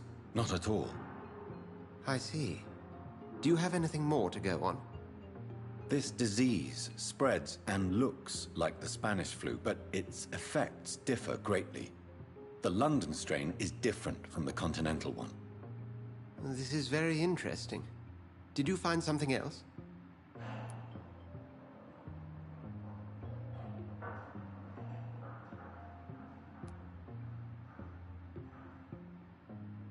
Yes. Unlike the flu, the infected begin to show an increase in outwardly aggressive behavior. More than simple agitation.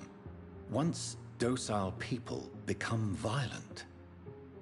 You mean like rabies? Is there a chance we could create a vaccine, Jonathan, like Pasteur? By the stove, that would be smashing. There's a lot we're not seeing here. But it is spreading, and quickly. If we don't act, the whole city could be lost.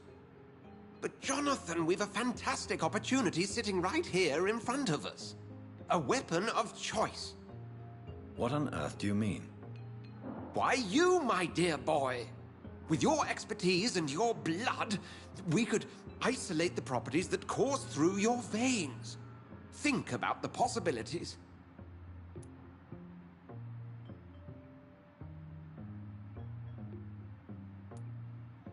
And why not? What did Stoker say about the Children of the Night? Well, using my blood, I could create a whole army of vampires. Surely you're joking. We'll discuss this more later. Thank you for your time. No, thank you, Jonathan. But as I said, I needed to talk to you. I have some rather bad news. Yes? I'm afraid it's your sister. My sister? She's to be buried this evening at Whitechapel Cemetery. Your mother published the obituary this morning. I see. I'm sorry, Jonathan. Please accept my condolences.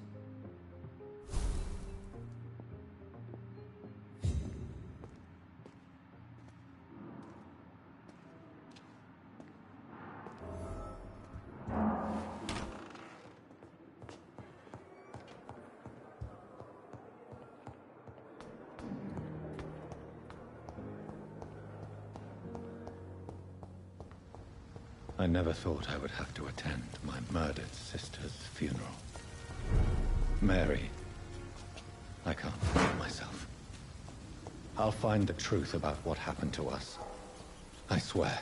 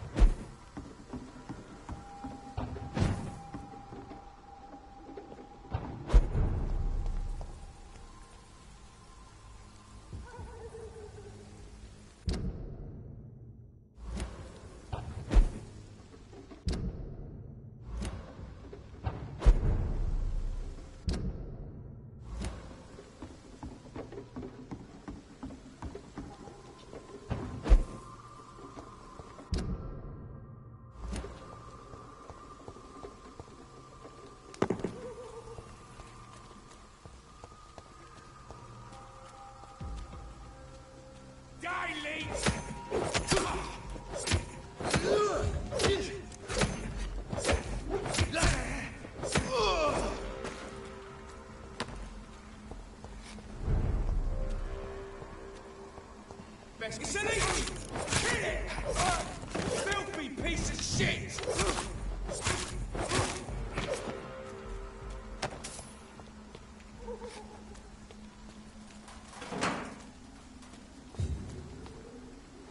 My dear sister, I don't know if I have the strength.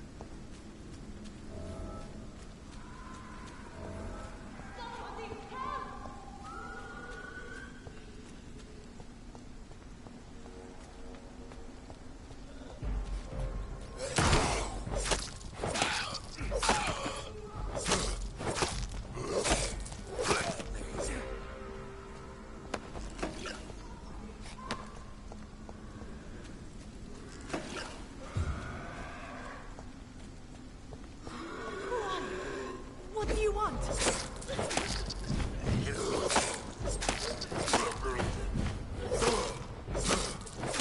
Somebody help!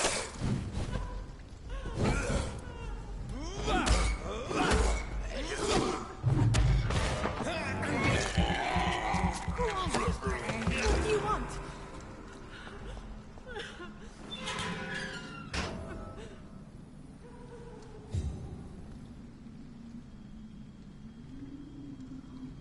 Are you all right, miss? I don't know. Who were those people? They wanted to kill me. Why? They've lost their minds in the epidemic. They won't come back for now. You seem to know a lot about them, sir. I'm Dr. Jonathan Reed. I'm investigating this disease. I am Xiaoxun. Thank you so much for helping me, Mr. Reed. I must go to the cemetery now. Goodbye.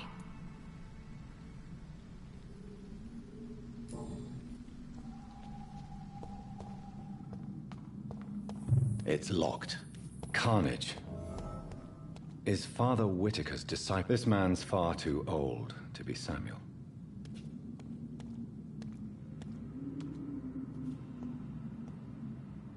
No. By the look of his clothes, this man's a docker.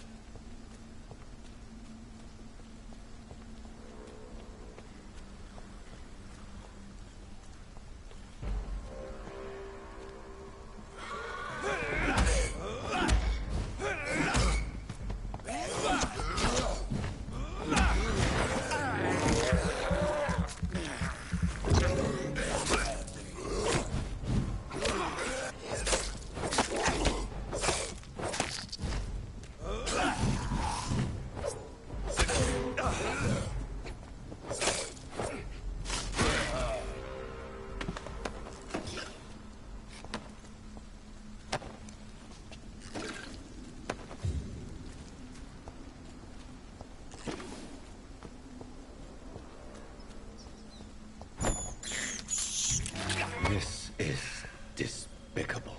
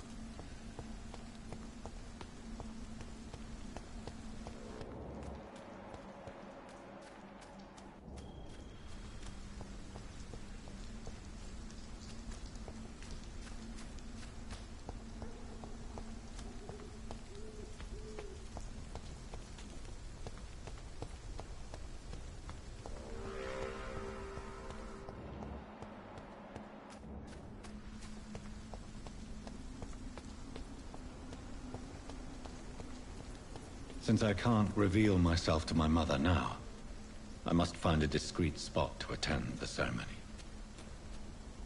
Avery, I leave you to care for my mother. I'm in no state to comfort her. Mother, why have you come here? This is proving far worse than I imagined. My mother would die if she were to see me in this state. I must wait.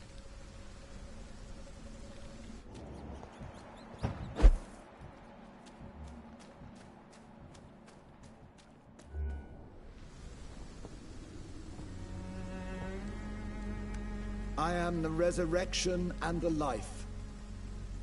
He that believeth in me, though he were dead, yet shall he live. And whosoever liveth and believeth in me shall never die.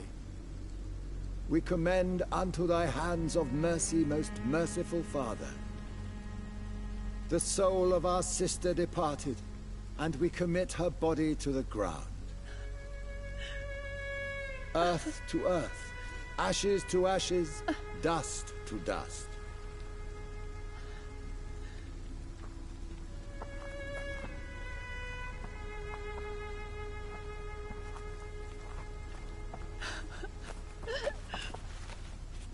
Why kill my Mary and stick her here in this cold, god-awful place? These are the legal requirements for the epidemic, madam. Oh, Avery, I feel so tired. Please take me home. Yes, madam.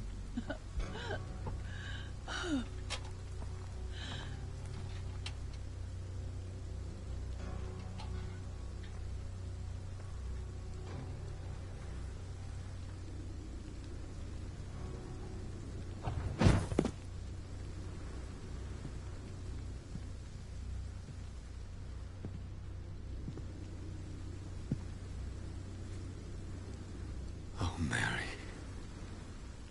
What have I done?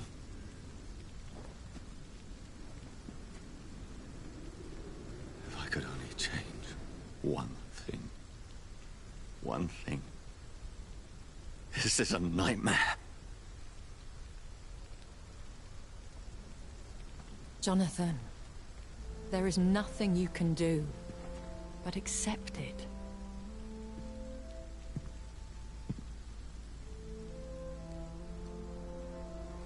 What brings you here?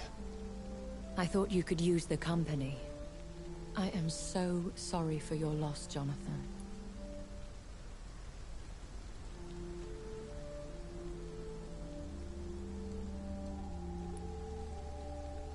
She was a good person. Vibrant, full of life. She was kindness incarnate, my Mary. You're a good person, Jonathan. And a young Ekon. A newborn cast into the night without so much as a candle to guide your way. She had been scouring the most dangerous parts of London in search of me. And it led to her death. Jonathan, don't. I still hear her last thoughts. They echo in my head. Her mind shattered, and it haunts me. Jonathan, stop. Listen carefully. You must come to terms with this. You must learn to live with what happened.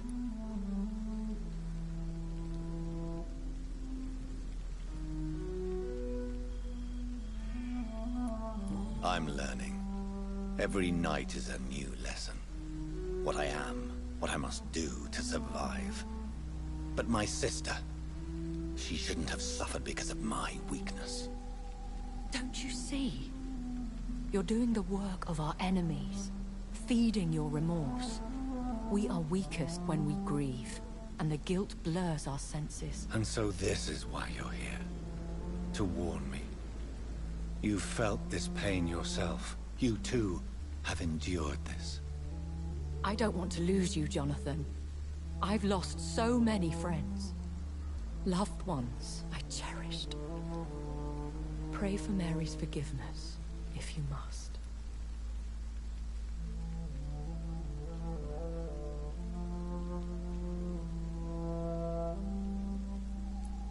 Thank you, my lady.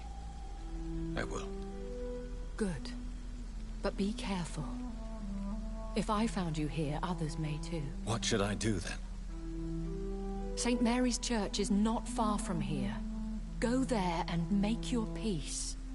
Find the solace you need. My lady wants me to confess. No, Jonathan. It's you who wants to confess, I think.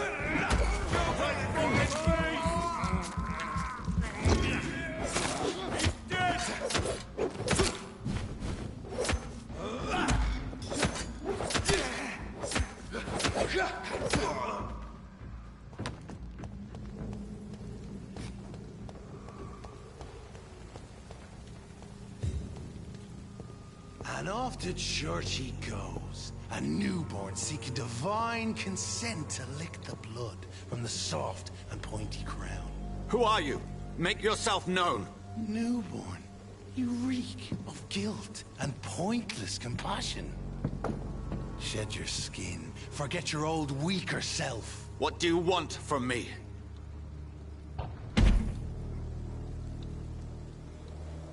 Ascalon does not approve of lone wolves who bring unwanted eyes to our pastures. So your name is Ascalon? Ascalon's will is vampire law. Learn them, abide by them, or I shall return as your judge and jury.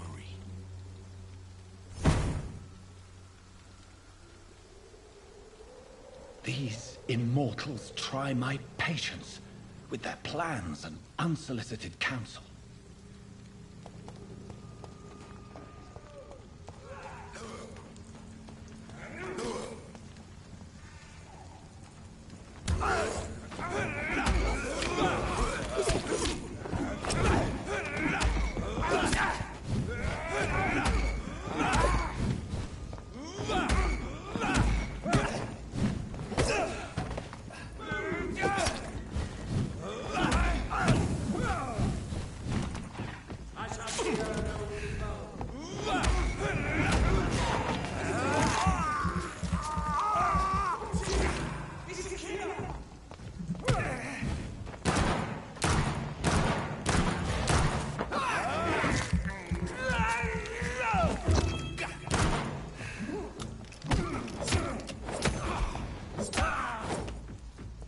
This man stung me with his faith, his crucifix.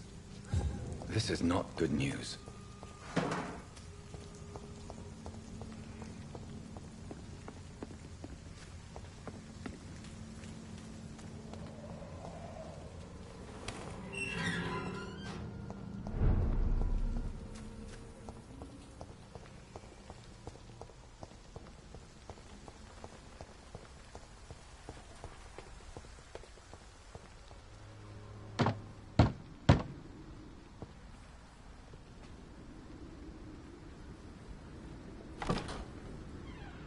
Yes? What is it that you want? I'm sorry to disturb you at such a late hour. No worries, my son. I'm still quite awake, having just returned from a funeral. Yes, I know. I've forgotten what I wanted. I don't know.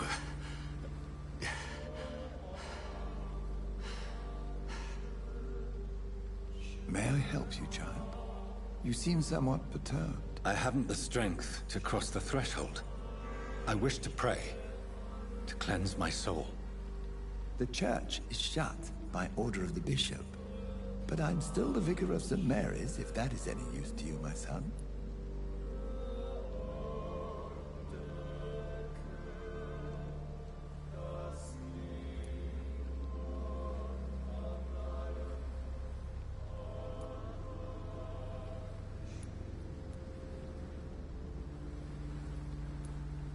You seem to me a good soul, Vicar.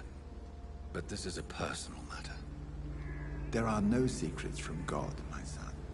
If your heart needs comfort, consider me your chapel. For I can be as silent as stone.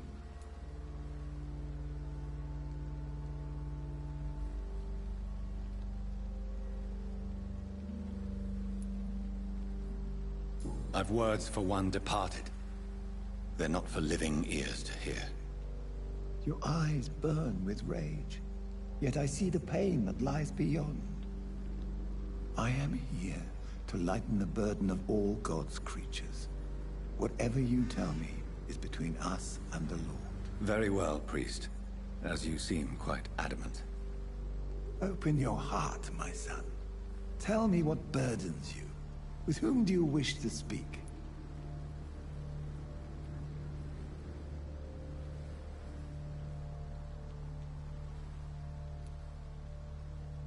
She was my sister. You seem so troubled by the loss of this girl. What happened to her?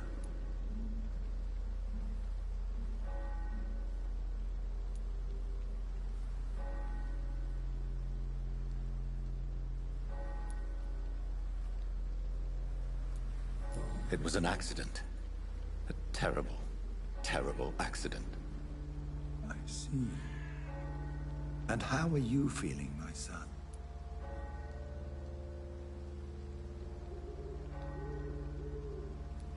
She died because of me.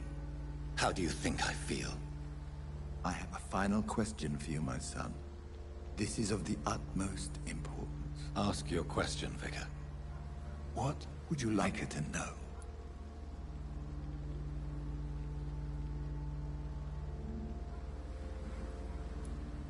I'm so sorry, Mary. I promise to find who is responsible for all this. I'll put an end to this horror. You have been heard, my son, and your burden will lighten if your words are sincere. Go in peace now, and live your life in the way she would have wanted.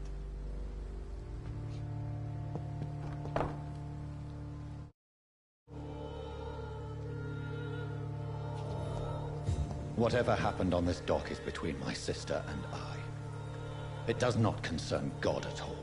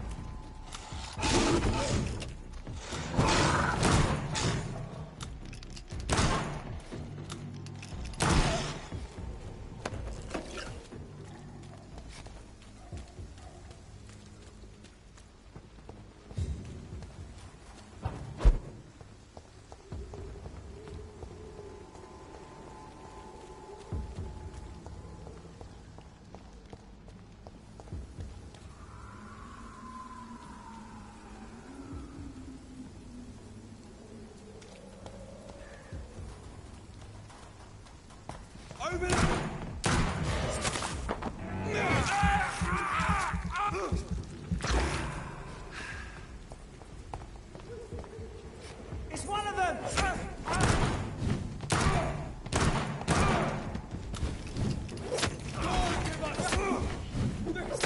Christ! He's dead!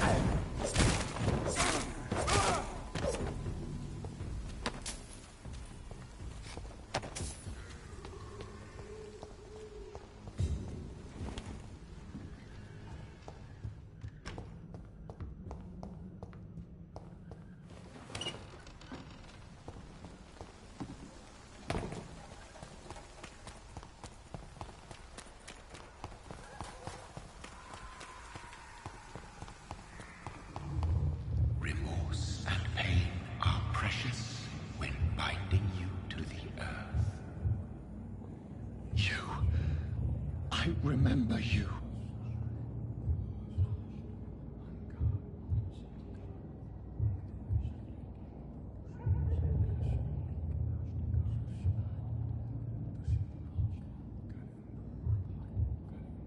Fear be gone. I would harm no child of my making. This is your doing. You made me. Made me this creature. What are you? I am the land. You are our champion.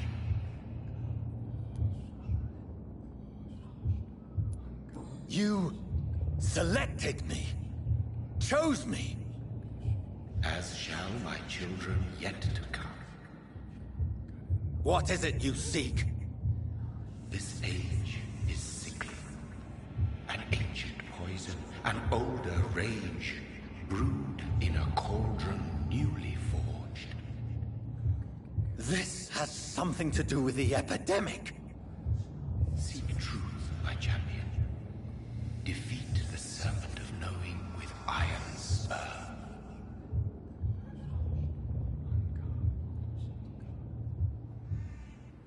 I've had enough of others making decisions for me, pretending to know how I should feel or behave. So the vampire who made me is some sort of disembodied entity? Or was he just projecting this vision in my mind? Maybe Edgar can help me with this one.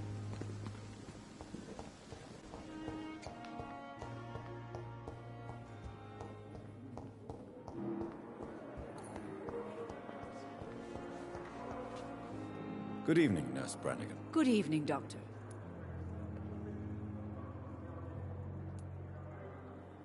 What can you tell me about the recent events in the hospital? That Mr. Hampton killed Miss Jones in her room, then ran away.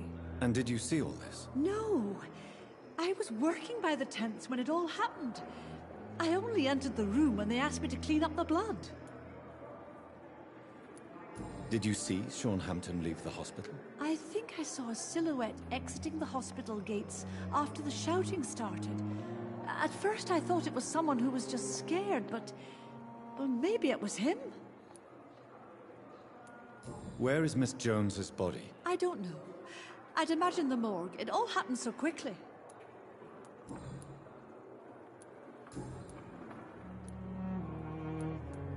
I'm not familiar with all the staff yet. Perhaps you could help me. Brilliant professionals. Most of them. Dr. Swansea has a gift for recruiting talent. Most of them. Is there a problem I should know about, Nurse? It would be inappropriate for me to speak ill of a colleague. Nurse Brannigan, if you do know something, please tell me. Anything you say will be held in confidence. No. I may disagree with some conduct, but in the end, everybody is doing their best.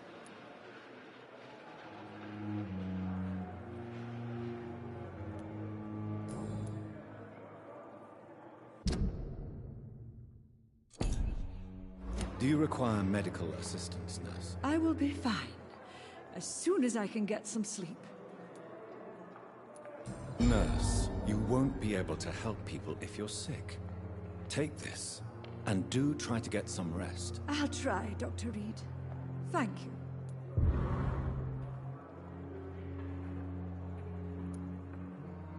Goodbye, nurse. Call me if you need assistance.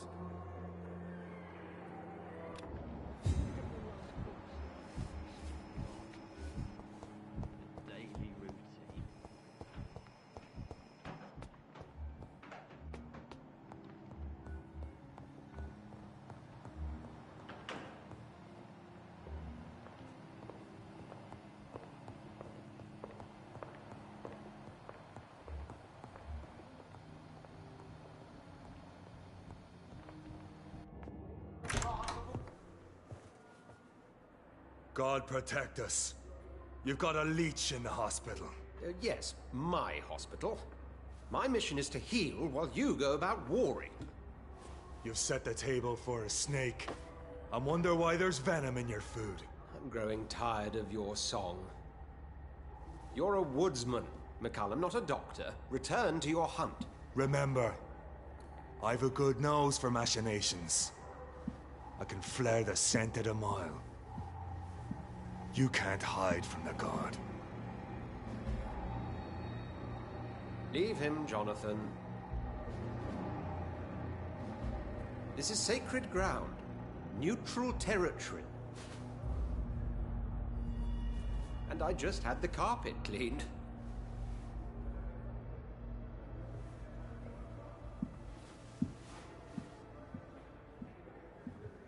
By the sacred stole, this is very bad news. Bad news indeed. What happened? The hospital has been attacked. We have injured patients, at least one dead and several missing. This has spiraled out of control. Even the most infirm are asking to be allowed to return home.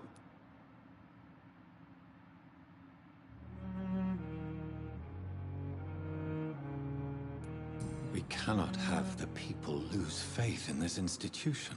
This hospital is their only hope. Of course, you're right. But we cannot afford a public scandal. It would ruin us. We must restore order, and quickly. You mentioned a dead patient. Who is he? She, Jonathan. She was Miss Harriet Jones. I found her room like a slaughterhouse.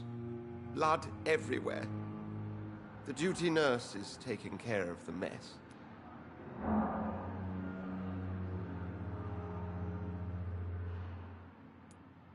You want to restore peace in the hospital again? I know this place means something to you.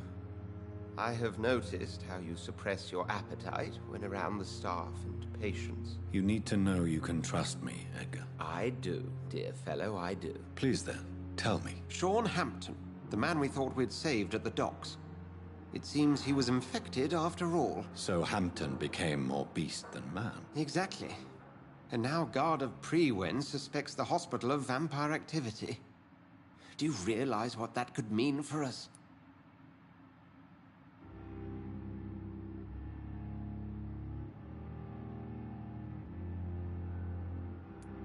Rest assured, I will protect you and your staff. McCallum is a fanatic.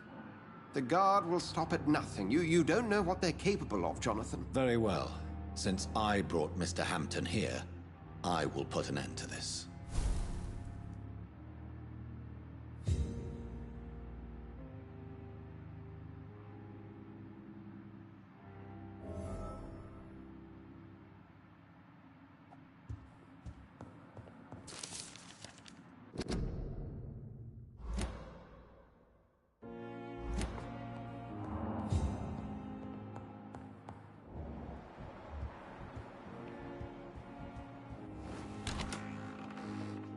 Sean Hampton lives and breathes for the well-being of his flock.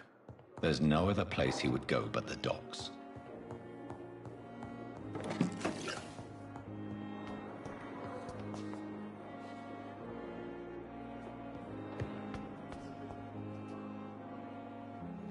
Valeu e até a próxima. Falou!